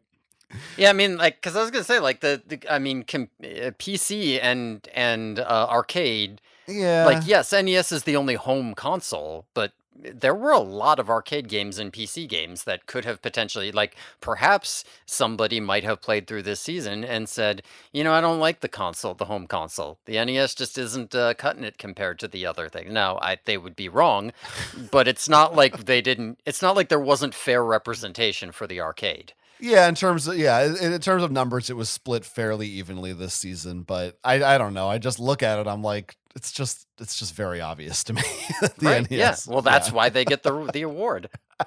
and I don't know going for me personally at least. I mean, it's hard for maybe I think it'll be more interesting to hear your takes going forward because for me, I am a Nintendo guy and I am just like, Yeah. well, the Super Nintendo's like there's no way I'm well, I don't know because next season We'll see. also like I said, not all the like it's not a representation of like if I had to choose in general, I would say Super Nintendo is like one of the best consoles. But if I have to choose based on what's on offer only next season, then maybe it changes. I don't know. Yeah, like maybe you'll just say, you know what, this season the Super Nintendo didn't push past the NES, or maybe you'll say, you know what, I've been wrong this whole time. I'm a Genesis man now. You never know. I don't think I'll say that. Okay, we got to really try to wrap this up. The we have two. I'm gonna say two more awards, but let's do the big one. Let's do the real big one now, which is game of the half of Two the more year. awards? I Our don't know what the two more are, but game of the I, half of the year, we yes. discussed it before the show. Game of the half of the year. Our favorite game. Go ahead. What was your favorite game of the season? My favorite game of the season. 20 minutes or less. The game of the half of the year. Um, you know, yes, there is you were saying there's no point in saying the worst game because you can just look at the worst rated game. And I do think that it could be a little bit boring to do best game for the same reason. I also think Um too that like I don't know. To me, it's just kind of oh, it is it's like nice. too It is mean to nice. be like, oh, this game sucks. It's like a real awards show Oh, wouldn't do that, I don't give a shit about that. I As just long think as it's it's I don't know. It's kind of just like I don't know. It just feels maybe mean's not the right word. It just there feels are like plenty of bad real award energy. shows that would do that. Would they real Yeah, award there's shows? awards that I mean, define real. Yeah, I mean, the Oscars, the Emmys, and Grammys, Tonys The certainly don't do Razzies are that. all about that. That the Razzies doesn't count. Their sole reason for existence Yeah, is to but judge like my bad point is things. that And also, yeah, the Razzies yeah. suck. Everyone hates Yeah, the I mean you're Razzies. right, but this is not the point. The point is that could happen. Anyway, what I'm saying here is that for the same reason though, you could just say what's the point of this? You have a bunch of tens, I only have two nines. But I think that my choice for game of the year here is based on more than just it being my favorite. Um it is also a game that was at least in contention for most of the categories here, even if I didn't choose to give it the award. It is the game that is the benchmark by which I rate all other games. This is the game that defines the 9 rating, right? When I so there. My Jesus. game of the half of the year, Patty, is going to go to Super Mario Brothers, as we all expected it would. But, when I look at Zelda, which is my other game that got a 9, Zelda to me gets a 9 because when I compare it against the benchmark game, Super Mario Brothers, I said, yeah, I had as much fun playing it, right? One of these is the clear winner for that reason. One of these games defines this season and is the game that I'm always coming back to when I'm saying, for example, let me give you a comparison of a game that did this well. And yeah, I think that's all there is to it. Wow. I am going to be giving my game of the half of the year. So I had three tens this season. I gave them to Hmm. Mario, Tetris, and Zelda. Hmm. And nothing else even hit a 9 for me. Those are like the three clear front runners in my mind. I think for you as well. I think those are also your highest rated games of the season. Yes, they are. So that, and we had some pretty big differences, but overall we're aligned on what the cream of the crop is. And of those three, Tetris arguably is a more timeless design. We still play Tetris today largely the same as it was when it was invented. And it's certainly a more universal design. I'm a huge Nintendo fan. Mario and Zelda, if I had to pick, are and easily my two favorite franchises. It's not even hard for me to pick. There's no question that of all the video games that are announced, nothing gets me more excited than a new Mario or a new Zelda. So I think all of these would be great choices, but I am gonna give it to The Legend of Zelda. It's extremely close, but I, I tend to enjoy that style of game a little more. The adventure game, secrets to discover, things to explore, a large quest versus the more straight ahead platformer style of Super Mario Brothers.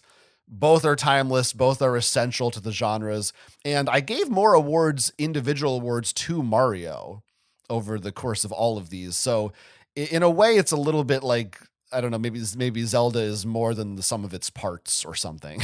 That it all, Hmm. to me, it adds up to a larger adventure that I particularly this season when we went replaying both of these games, I fell much deeper into Zelda. I really got more engrossed in it. I stayed up super late playing it. It kept me captivated that entire week as I was getting back into it. Whereas Mario, I love, it's still a 10, but it is a little more like, yeah, this is awesome, but I kind of like, I played it for a while, I can put it away, and it doesn't draw me in quite as much. I don't really get addicted to it the same way a Zelda adventure does that for me.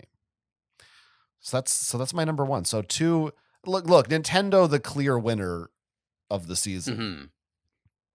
Yeah, coming out the gate strong here and all by design. in the console wars. I've No, rigged you're it not this supposed to way. say that. You're supposed to Oh. pretend that that just naturally happened. Now I said we should have one more award for a person. Like I was thinking of it like a lifetime achievement award, but that's maybe not the right way to frame it. But like a best human being, a real person that we just want to like honor and give some kind of acknowledgement to that's associated with any of these games. Could be Nolan Bushnell, could be Steve Jobs, could be, could be could be Shigeru Miyamoto, could be Alexei Pajitnov of Tetris fame, could be Will Wright, who created SimCity, could be Sid Meier, whose name is on Pirates, Roberta Williams, influencer of the adventure genre. I feel like it would be nice to do something for that. Okay. I mean, I'm not opposed to this. I think to me, if you're just saying like what's the one person of the season with no real qualifier on like what it is about them or what they did, to There's no me rules to any of this. it seems like the person who keeps coming up in most of these games, especially toward the top, is going to be Shigeru Miyamoto. But perhaps you want to honor somebody else for some other reason. I don't know. Give me a pitch for anyone else. I do think it has to be Shigeru Miyamoto, but I also think that if we do this going forward, they shouldn't be allowed to win more than once. Like they're retired That's after fair. this. Right. And Okay, that's fair. it does seem that considering our love for Mario and Zelda and how important those Mhm. games are, it's pretty hard to escape those two. I do So think Alexei mhm. Pajitnov maybe does for me would be a runner up. You didn't want to do Roberta Williams just so that we had a chance to get a woman?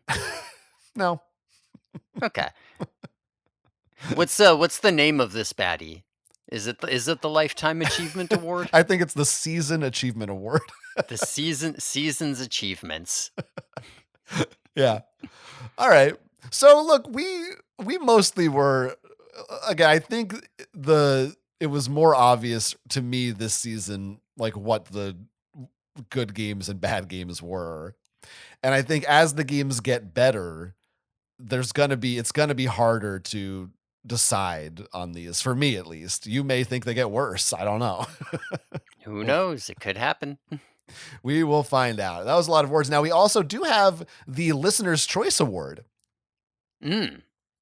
I sent out this survey and some people voted on what they said their favorite game of the season was.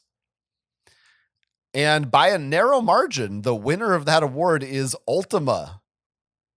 Hell Our yeah. Our Ultima heads love that game. we have real Ultima heads out there, and Ultima 1 was chosen. Runner-ups, Mega Man, Zelda 2. Someone voted for ET. I feel like that's a joke. Yeah, I think that might be a joke. Someone also I would have voted for Adventure, which that one maybe I could see that seems like less of a joke than ET. Yeah, yeah. Listen, if ET had won, I would have been all like, you don't get a choice next season. If this is how you're gonna do things. If But this is how you're gonna choose to be. I have a feeling that if we had a wider reach for our audience, it would have been Mario or Zelda. I feel like we just happened to lock into an Ultima niche this season, and they overran the votes. But I'm fine with it. Listen, Ultima got some runners up for me and some awards from you, and I think they deserve the listener's choice because if we were you know what, if we were to give out a listener award to our favorite listener or listeners, I think the Ultima community might get the baddie this season for really pulling through for us. You're right. One person commented, it was a toss up between Ultima and Final Fantasy. Ultimately chose Ultima because this podcast opened my eyes and talked about it in such a way. How could I not give the game a try? This podcast was filled with so much humor and banter. What was there not to love? They really had to have one word for every letter in the alphabet. Great content. There you have it. I don't I don't know what that means, but okay. I think they mean our show. No, do you No, but remember the controls of Ultima, the alphabet? oh, right. Yes. Yes. Okay. Yeah. Oh, That's what that's this talking does about. not bode well for your exam. Oh boy. Uh-oh. Well, see, this is the problem, is that you decided to wait to do the exam until after we'd done all this. You're getting me exhausted before it's even begun. Right. Well, I didn't tell you to have 10 minutes for every category. It shouldn't have taken us a full hour to get through those. I think that was reasonable to guess. If anyone's ever wondering why the show's so long, it's not me. I'm pretty sure it's also you. It's It's like 90% you. I don't think that's the case. If I weren't on the show, it would still be as long. And I think That is not true. if you That weren't on is the show, absolutely not it would true. be much shorter. Okay, look, it's time for the true test. I am now going to present you with your final exam of the season to determine in quantifiable numbers how much of a gamer you are. Oh man. This is exciting. Listeners at home can play along if they like, and there will be a number of challenges. Each one, if you correctly get through it, will reward you with a certain number of points. And I have a scale. Oh no. And depending on how many points you get, there are different ranks. The lowest being dunce, the highest being pro gamer. That's if you get everything 100% correct, which I do not expect you to achieve. And it is a total of 500 possible points. Now, I have broken this final exam into 3 segments, each one represented by one of the 3 triforces: courage, wisdom, and Oh power. no. The first round of the game, the challenge is courage. Here's how this is going to work. Okay. I am going to share my screen with you on Discord. So you're going to need to log in. Now, I want you to, though, probably not look at it because it's possible it might have spoilers on the screen. I see. If So you're I'm going to looking look at away it. for now. Yes, click in and just don't look at Discord. And the first round, courage, is going to be, I am going to play a series of musical tracks from games, and you have to attempt to identify them. You will get All 5 right. points Oh, if you correctly name the game, and an Oh, God. additional 5 points if you can specify when and where in the game it plays. Oh no. This is really bad. Do you understand the parameters? I suppose I do. I don't think it's going to be as bad as you think. Remember we talked about how little music. I mean, truthfully for you, this will be the easiest season Oh no. if we go forward with this again, because there just are fewer options here. You know, like most of these games you can cross off the list because they don't have soundtracks. Now I'm going to be nice. There's no like first 10 seconds or anything. I'll let you listen to it as long as you need Okay. before you give up and we have to move on. Okay? All right. So let's begin. Are you ready? So when you say that, do I just jump in when I know the answer? Yeah, Or... yeah. Feel free to. Yeah, you can. Okay. You can think it out loud if you need to. Okay. There's no whatever you need. But to it's do. not like a clip and then I respond. Okay. Yeah, yeah. No, it's if you know it, shout it. I'm just gonna be playing the song. All right, here we go. Here is your first courage challenge. It's gonna take courage. It makes sense. All right. I'm feeling brave. Okay, good. Strong heart. Okay, here it comes. Here it comes. First one. Let me make sure you can hear it. You can hear it? Mm-hmm. You're listening to it? Yeah, I'm listening to it. Okay. Anytime you have a guess, you think you know it, go ahead.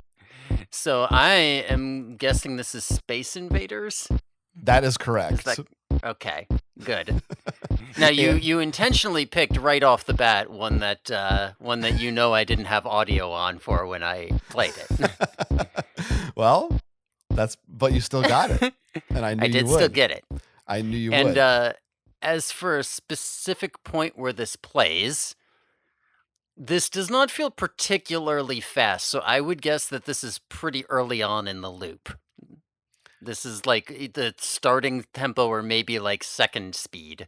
Yeah, to be honest, I would have given it to you. You didn't even need to name because Okay. it's just what plays Okay. during the game. I wasn't sure because I was like, I need to make sure I get that extra 5 points. I don't know what success. Yes. So look at that. You're so far full marks. Wow. And by the way, I'm there are 100%. 15 of these. Oh, Jesus. Okay. Okay, here is your second track.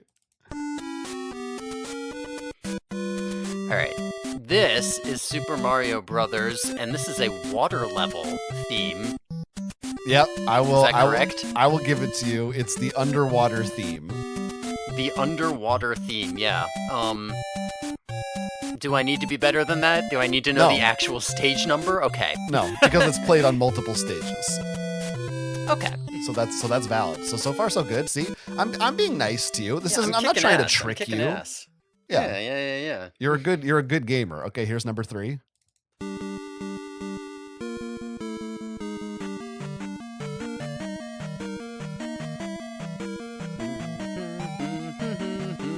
All right, so this is a Legend of Zelda song, right? That's Hopefully. correct. Well, And go on. Well, I mean, go on. well, it is okay. It is a Legend of Zelda song. And I now I'm worried that this is only from one of them, and I might be misremembering which one it's from. Oh shoot. I want to say it's from the first Legend of Zelda, but I think I might be wrong. I'm worried. Are you I'm locking gonna lock that that in. I'm gonna lock that in. No, this is from Zelda 2. Damn it. Which I think means I you guess- get a 0. I don't think you get to. I don't get to guess again where it would be. I don't know. Do you? It's Should clearly you? combat music. Yeah. Okay. This is very disappointing. I have to say. Well, I messed it up. I knew it was Zelda. I thought you would remember this because that's the song. That's the dungeon theme from Zelda 2.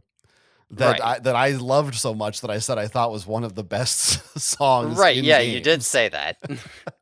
But I mixed it up. Okay. Well, that's your first strike. That's okay. Uh-oh. Next song.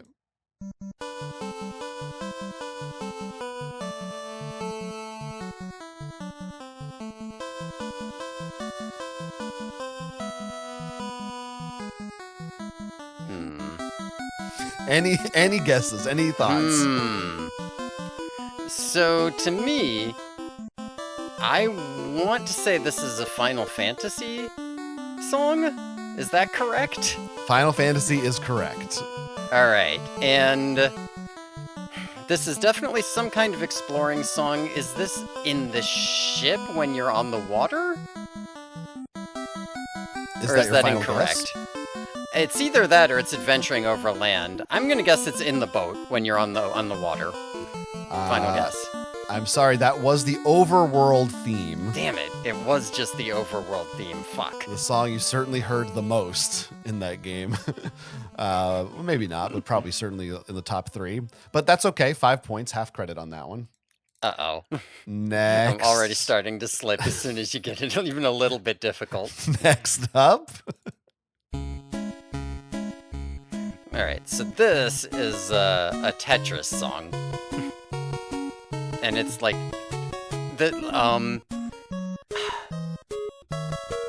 like they put this on Tetris. Do I have to remember which fucking Tetris this is from? I think this is one of the selections on the NES. Yeah, I'm going to give it to you. Okay. It is Music 01.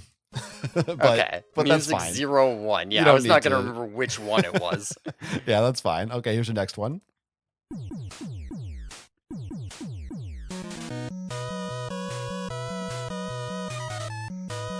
Yeah, so this is a Mega Man song.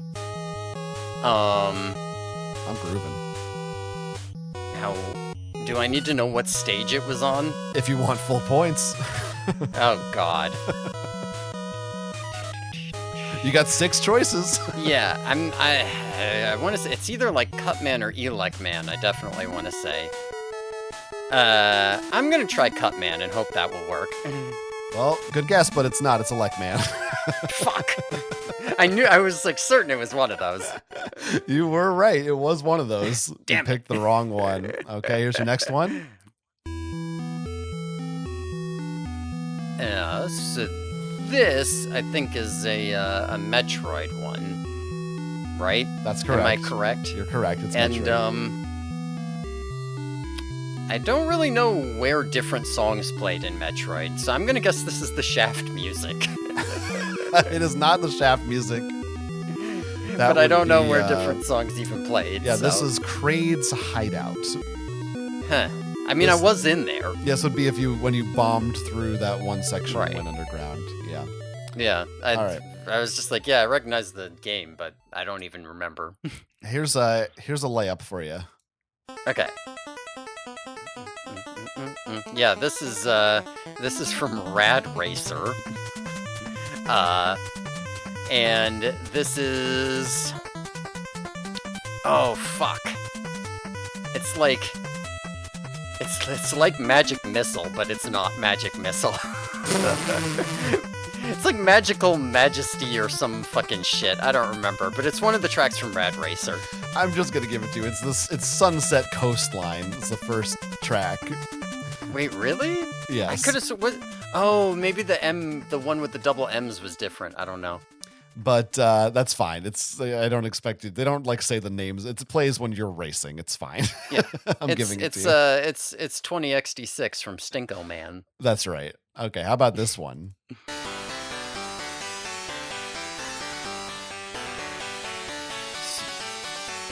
This. Fuck. This is. God, it's either from like Ultima or King's Quest, and it's like when you're in a king chamber, I swear. Right? Or is it from Pirates? You're definitely in some like Lord's. Well, that's the end place. of the song. That one is only 25 seconds long. I'm gonna guess that it's from King's Quest. Nope, sorry. Damn it. Fuck. That is the intro music when you first start up Pirates on the Amiga. Okay, it is from Pirates. Fucking Christ. Before that, there's a bunch of ocean sounds, but I cut those out. Yeah. All Well, right. I knew it was. I had heard it before. All right, we got a few more. Here's the next one. All right. I heard this way too much. So this. God damn it. These are too hard. I don't know what I'm doing anymore. It's just too many of them in a row. You're doing great so far. You've got most of them. So this, I want to say that this is like, is this like a Bowser stage in Super Mario Brothers 2 or something? Or only there aren't Bowser stages there. Right? I'm fucked up. There's too many of these in a row. I can't concentrate The this much. listeners are screaming. Is that your guess? Are you giving up? Or is that your guess? This is... What the fuck is this?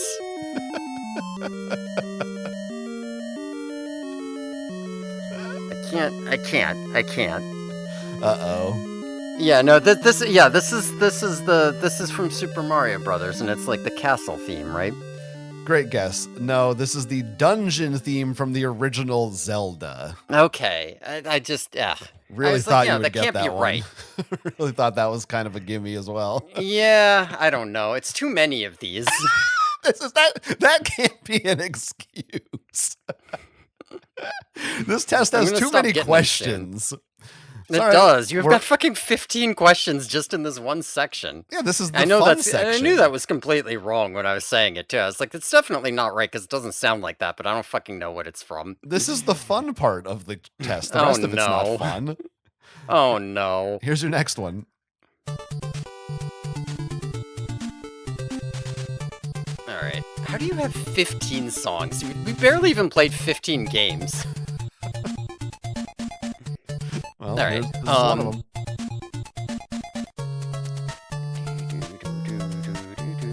So this, I mean, this is also, to me, this is like a Mega Man, right? Again?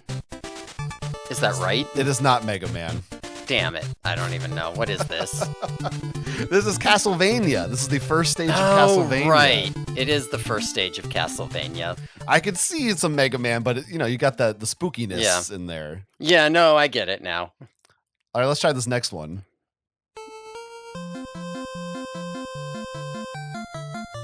I know all of these, but I'm not gonna get any more of them, I think. I think you pushed past my limits here. Go ahead, give it a whack. I don't even know what the hell this is. No guess at all. I don't know what it is. You give up. Yeah, sure, I give up. You fucking fool. That is the sailing music from Final Fantasy. Oh, okay. All right. Am I done with these yet? No, we have a few more. Oh my god. Would you Jesus relax? Christ. This is the point of this is all leading up to your exam. That's the whole point of our season. You need to Well, take you didn't this tell me I had to seriously. study what all the songs were. I have no You're right. idea. It could have been anything. You're right, and it still can be, and it still will be. Now here's the next one. All right, I mean, this one's fucking Mega Man. That is correct. It's gotta be. And this one here, I think, is Gutsman's stage, right? That's correct. It's Gutsman. Yeah. I knew you Yes, did that one enough times. I do remember humming this to myself for 45 minutes straight. All right, a couple more. Here's your next one. All right, this is from Outrun, is it not? It is from Outrun. Okay. Are there multiple tracks in Outrun? Technically, but you don't need to get them. Okay. This is what you were thinking of earlier. This is Magical Sound Shower. Ah, Magical Sound Shower. Okay. All right, last one. Here we go.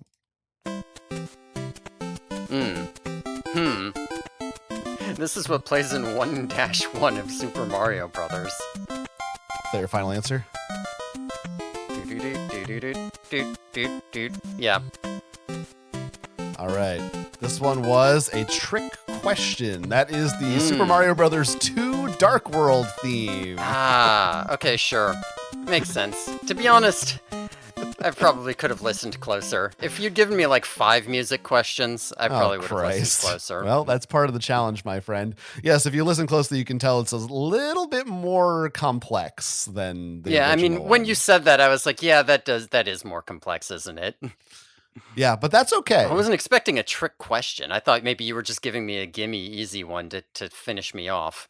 Well, you got 75 points out of a possible 150. Okay. So that's still an F, but it's almost a D. But you know what? That's okay. We're going to move on to round 2, Wisdom. You will no longer need to listen to any audio. All right.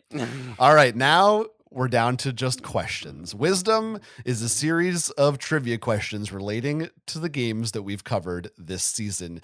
Each one is worth 10 points. That's it. Either get it or you don't. No multiple choice. Are you ready? Nope, I'm going to forget all of these. Here we go. There are 20 questions. Jesus Christ. Wait, so that's even more. That's wisdom right. section's worth more points. That's right. Yeah, the music was just for fun.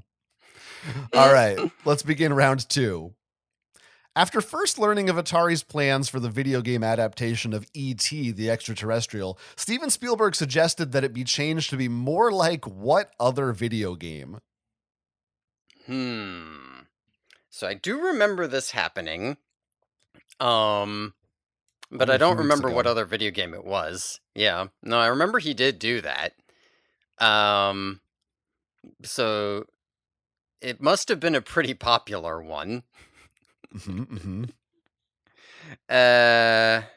Let's see. What other video game? What could it have been? Go ahead, take a swing. I'm just gonna guess it was Mario because I don't know.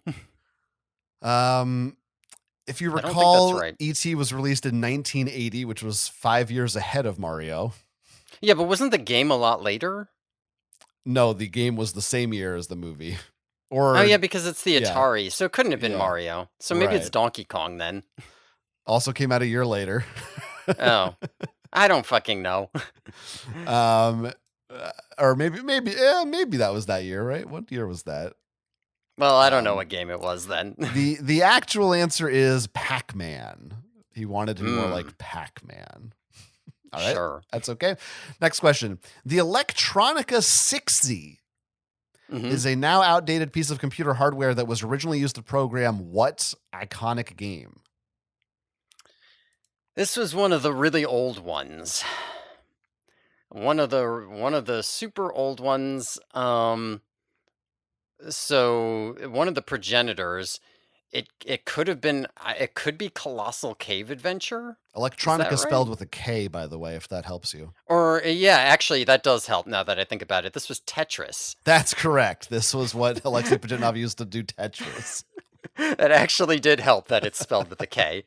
See, I'm trying to help Yeah, it you out couldn't have here. been. Yeah, because that wouldn't. Yeah, yeah, yeah. I'm on your side. That wouldn't make sense. Here's the next question. This is a bit of a curveball here. Which cave served as the inspiration for William Crowther's beloved Colossal Cave Adventure game? Well, this one's obvious. I know this one. This one was Mammoth Cave. Oh, that's right. Do you remember where it is? It's somewhere in the Midwest. I want to say That Kentucky. is right. It's in Kentucky. Well done. No extra credit for that, but good job. All right. Hey, you just gotta get me with the cave questions. There, In The then I'll do Legend of okay. Zelda, what is required of you before the old man in the cave will agree to give you the white sword? All right. It's it is. I believe you just have to beat some kind of dungeon. Is it just you have to beat the first dungeon to do it? No. No. Hmm. You'll need to be more specific. Oh, do I need something out And of the that's first dungeon then also perhaps? kind of not right Or either way. second dungeon? I don't quite remember. I remember it just No. happened naturally as you played through. You need to have 5 hearts. So Mm, technically, yeah, you get it as a result of the dungeons, probably, I but see. yeah, Well, it's if I hearts. had guessed enough, I would have said hearts, but I wouldn't have known the number. I might have given it to you if you had said hearts, but you didn't. I didn't. Super Mario Brothers 2, we know, was actually an adaptation of a different Japanese game. What was the name of that game? So that one was Doki Doki Panic. Well done. I need you to remember I that. remember. Do you remember the next question? What are the names of the two brothers in Double Dragon? Uh, they are Billy Lee and um. Oh I'll give fuck! you It's 5 like a points for J. that. It's like a. It's like. It's not like Jeremy Lee, but I swear it's like a J name. Jimmy Lee. That's right, Billy and Jimmy Lee. Well done. See, you're pretty Hell good at yeah! this. You're pretty good at I could this. do these. All right. Next, Pac-Man originally had a different name. What was it? And why did they uh, change it if you want to say that too? Pac-Man was Puck-Man from Paku Paku or something, right? Damn right. And I don't remember if you said that that was an urban legend about changing the P to an F to say fuck man in America or not. I think it's true. I think it's right, Okay. but maybe it's not. I I, don't I know. was like, I remember we covered that story. I just don't remember if you said it was actually true. Along the same lines, Final Fantasy originally had a different alliterative name that they changed for copyright Oh reasons. shit. What was it? Damn, I remember this. Fuck. It was a different alliterative name. Hmm. Hmm. Hmm. And it was probably based on some other like game that was like out around the same time or something. I'll tell maybe. you, it was like a tabletop, like a pen and paper book Mm. game. So so it was like Dangerous Dungeon or something. Is that your guess? That's my that's my guess. No, it was not as far off. It was fighting fantasy. Fighting fantasy. Okay. All right, next question. In the lore of Zork, Duncan Thrax took over the throne of Quendor in the year 659. What nickname was Duncan Thrax given based on his cruelty? Oh no, I forgot. I did think to myself I should go back and reread the Zork manual to get the Zork lore to study, but I didn't actually do that. Uh Duncan Thrax the This wasn't the Duncan Thrax, no, it was a later one who was the Pinhead, or Pinheads or whatever. Ah, I don't recall. Duncan Thrax, it wasn't Callus. It was something far stupider than this. That's too bad. It was the Bellicose King. The Bellicose King. Yes. Okay. I was never gonna get that. All right. Well, next up, there's a code in Metroid that allowed you to play as Samus in only a swimsuit. What was this code? At least it appeared to be a swimsuit. Okay. So th- there was some debate based on feedback about whether or not this was Australian slang for swimsuit or some stupid bullshit like that. Hmm. Um, but I don't recall what that could have been. Because I'm a So, feminist and I never would have tried to do anything like that. so no It's guess beneath me. because you Uh, think a woman's body should be covered. right, exactly. Yes, of course. It was like a fucking Duncan or some stupid bullshit. It is Justin Bailey. Justin Bailey. Right, Bailey was what I was trying to get. All right. In wizardry, you venture forth from Trebor's castle to face an evil wizard.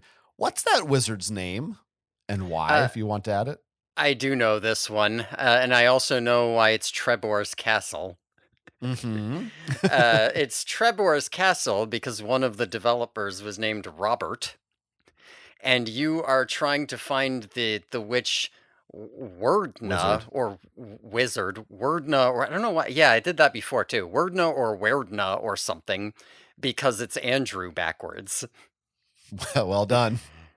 Next question. In Final Fantasy, a talking broom gives you a backwards message. What wisdom does this message contain? I believe this message contains the wisdom of how to open the map or something? A see the world map?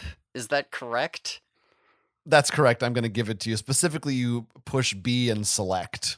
Yes. But yes, that's correct. Okay. Donkey Kong was originally implemented in old arcade cabinets for one of Nintendo's failed early games. What was that game?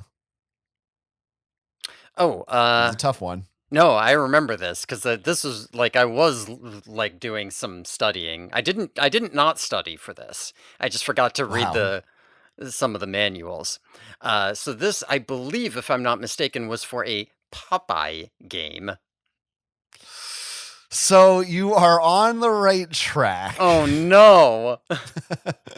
There was a Popeye game separately in development that fed a little bit into Donkey Ah, Kong, shoot. but the actual cabinets they converted were for a game called Radar Scope. The cabinets Popeye they didn't converted. actually come out until later. I see. Yeah. Okay. Yeah, yeah, yeah. Okay, well, I wouldn't have gotten Yeah. radar scope.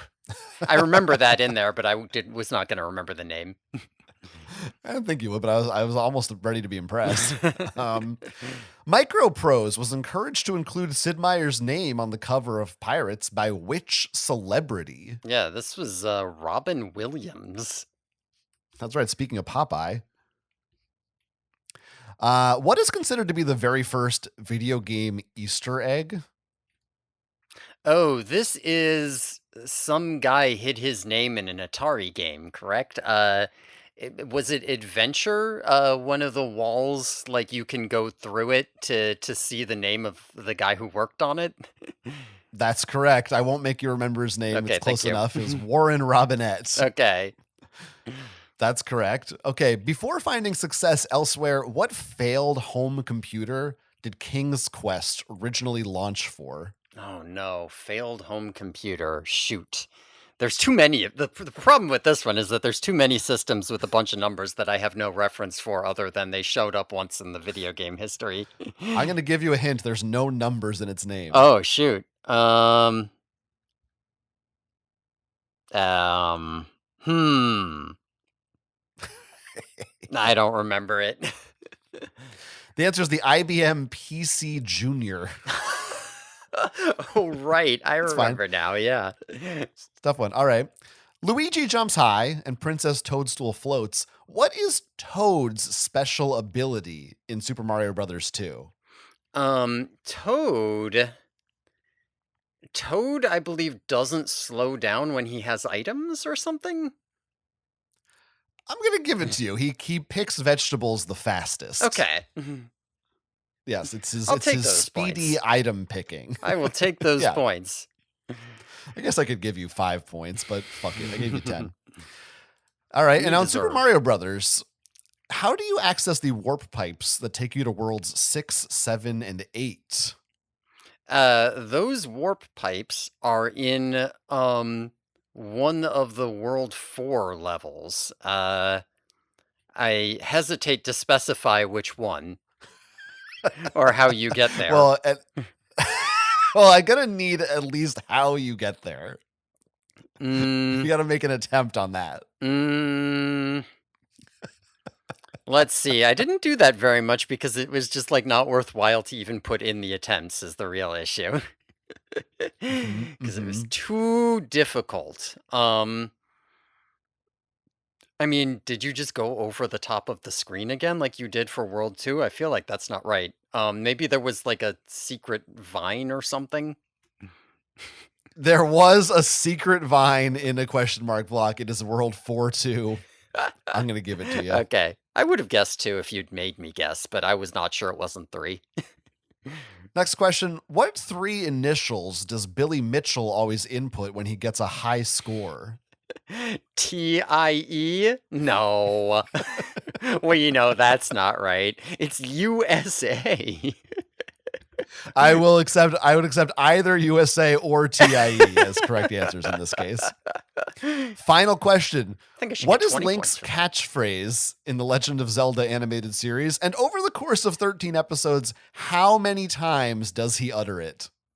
All right. Well, in the animated series, Link's catchphrase is, "Well, excuse me, princess." Now, as to how many times he says it, I believe it is shockingly fewer than 3 times per episode, but only just barely. But I might be off on that. I'm going to guess 29 times. That is the correct Yes. number. Yes. Well done. Well done. You did pretty good in this round. Yeah. This wasn't so bad because I did actually study for this round. And by study, I mean like I went back and I read the intro to each episode that you sent me once and was like, cool, studied, done. I did it. Good job. And you got 130 points in that round out of a possible 200. Okay, So that's pretty better good. than last time. Now it is time for the final round, power. And this round, it's a lightning round. Oh, shoot. I was kind of expecting maybe you were going to make me play a game. Well, Oh, sort of. Okay. Here's what's happening in this round, hypothetically. You have been transported into a labyrinth in which you must overcome many obstacles Okay. from video games to escape. I'm going to present you with this series of obstacles and challenges in your path. You must respond with the correct method of overcoming them. And you have a total of 5 minutes to get past all of them. If you cannot get past one, you can pass and come back to it later on. but you may run out of time before you get that chance. Do you understand? Yes, I do. This is good. I like this. You will get 10 points if correct, 5 points if you're close enough for each one. Okay. Are you ready for me to start the clock? All right. I'm getting ready. I'm warming up. I'm doing a little jog. Okay. I'm getting my heart rate up. I'm ready to start jumping these obstacles. And here we go. What is that? What's the game show where he goes, and here we go? That's what the And Joker says when he... No. He goes, and here we go. And then he starts like asking questions. And there's like a timer. Is that Family Feud? It's the Joker. Might be Family Feud. Okay, it's the Joker. All right. 5 minutes on the clock. Here we go. A Goomba approaches. What do you do? Jump on its head. Boom. You've destroyed the Goomba. You turn the corner and you are confronted by a horde of zombies. A horde of zombies? That's right. Do I use my whip on them? My magic whip? No, in this case, you do not have a whip. In this case, I do not have a whip. I'm gonna pass because I don't know what these are. Okay, we'll come back to that. Oh no, you've been poisoned.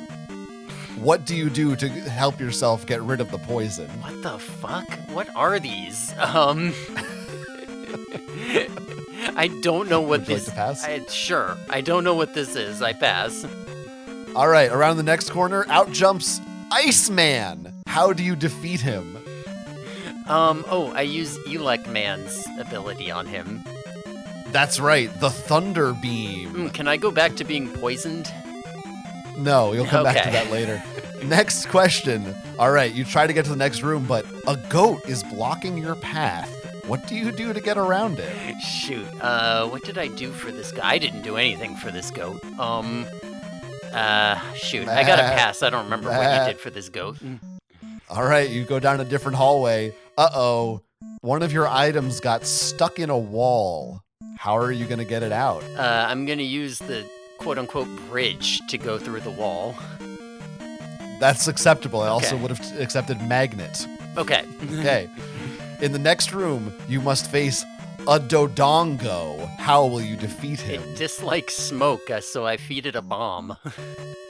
Well done. You've destroyed the Dodongo, only to be met by a space invader.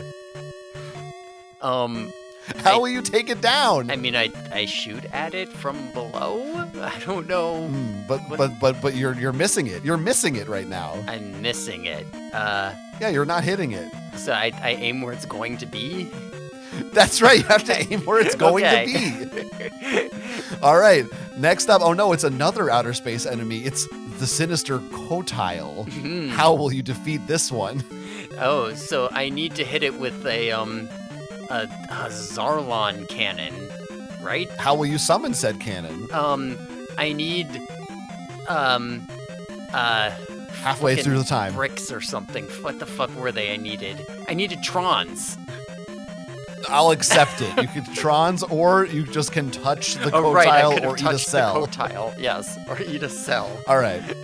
You turn the corner. The next room is blocked by a red door. How will you open said door? A red door. Feels like it needs a red key, but No, there's no keyhole. there's no keyhole. A red door. It's a futuristic Oh. door. Oh, a futuristic door. I was gonna say from the other side, but I think that's wrong if it's a futuristic door. I might have to pass on this one. All right. Next room, you see a horrible Cyclops. How will you get past it? A horrible Cyclops. Oh, Odysseus. That's right. You say Odysseus, it's too scared and it runs away. All right. Next room. Oh no, it's a ghost. It's Pinky. What are you gonna do to get around Pinky? I eat the power pellet. Yeah, I'll accept it. Okay, sure. All right. Uh-oh. As you're going through here, all these enemies, you're getting some reports. Crime is too high. What will you do about it? I guess I have to build a police station. Yep, that's acceptable. Ugh. Good job. You've settled the crime rates. Yuck. Next up, oh no. you see King Koopa himself. How will you get past him? Can I use a fire flower? Don't think I ever did that. I Sure. could also jump on the axe, but These were both great options. All right, let's return back to a horde of zombies. still not sure. Do I just keep spamming attack in a labyrinth? No, not necessarily. There might be one particular thing that's more effective against these zombies. Oh, is this I cast fucking it's like bless or something. That's not quite right. God damn it! What the hell is it?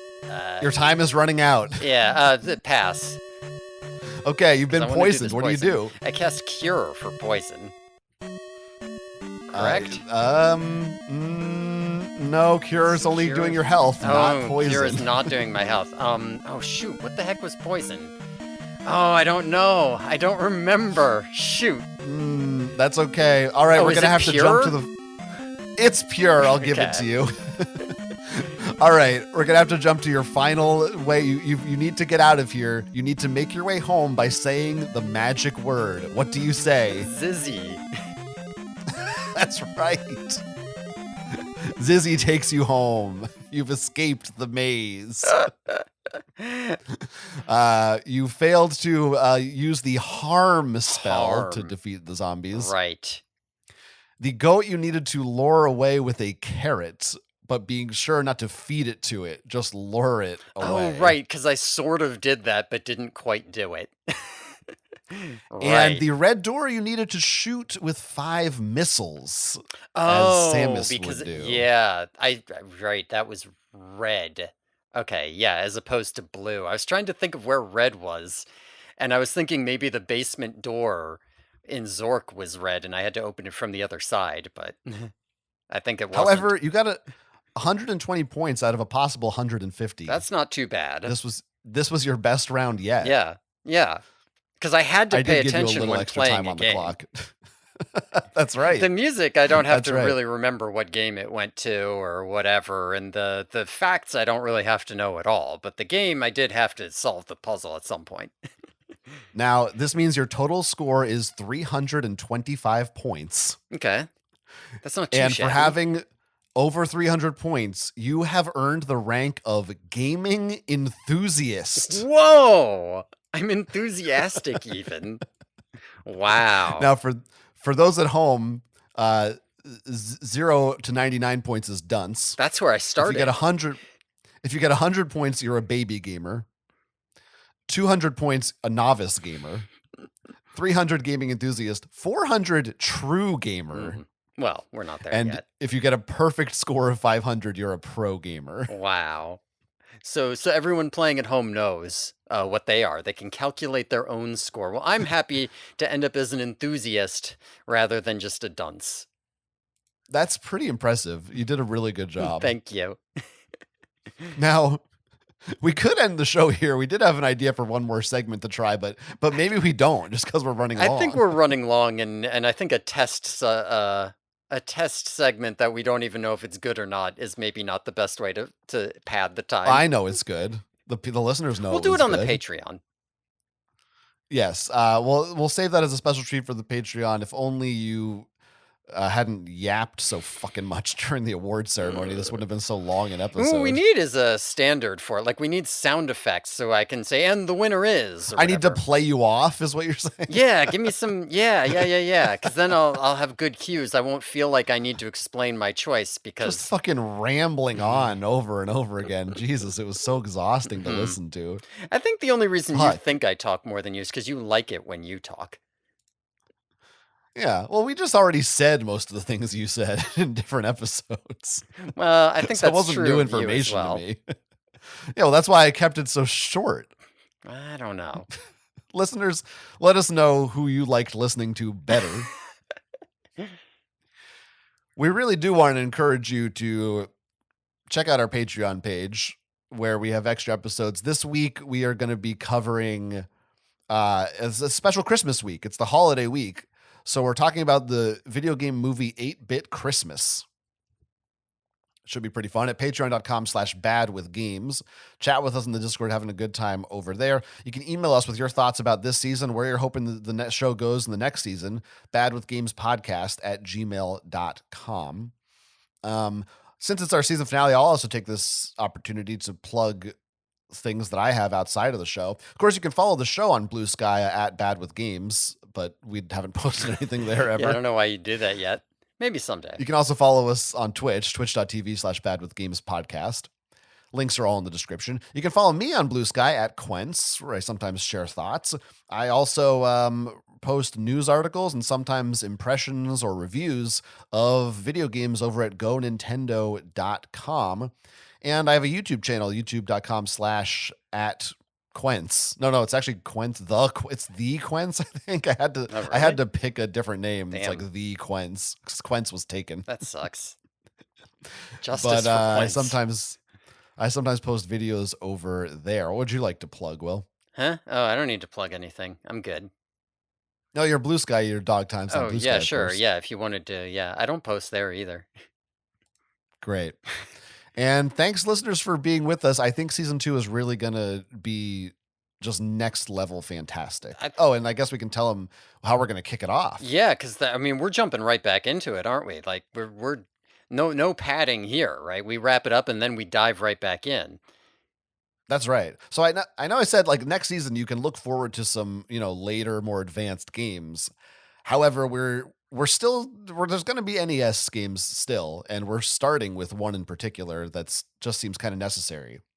And that is Super Mario Brothers 3. Yes, and you know what? Considering the Super Mario Brothers sweep, I think this is a good start to the new season. Make sure I'm excited. I'm hyped up. I'm not starting off being like, "What the fuck are you gonna do to me?" Right? We're gonna have a good time over there in season 2. Yeah, on the other side. I lull you in with Yeah. the good stuff, and then you're stuck playing bullshit for the whole season. Look forward to it, everybody. And until next season, gamers out. Happy holidays. Merry Christmas. I noticed you left out Hanukkah. I said happy holidays.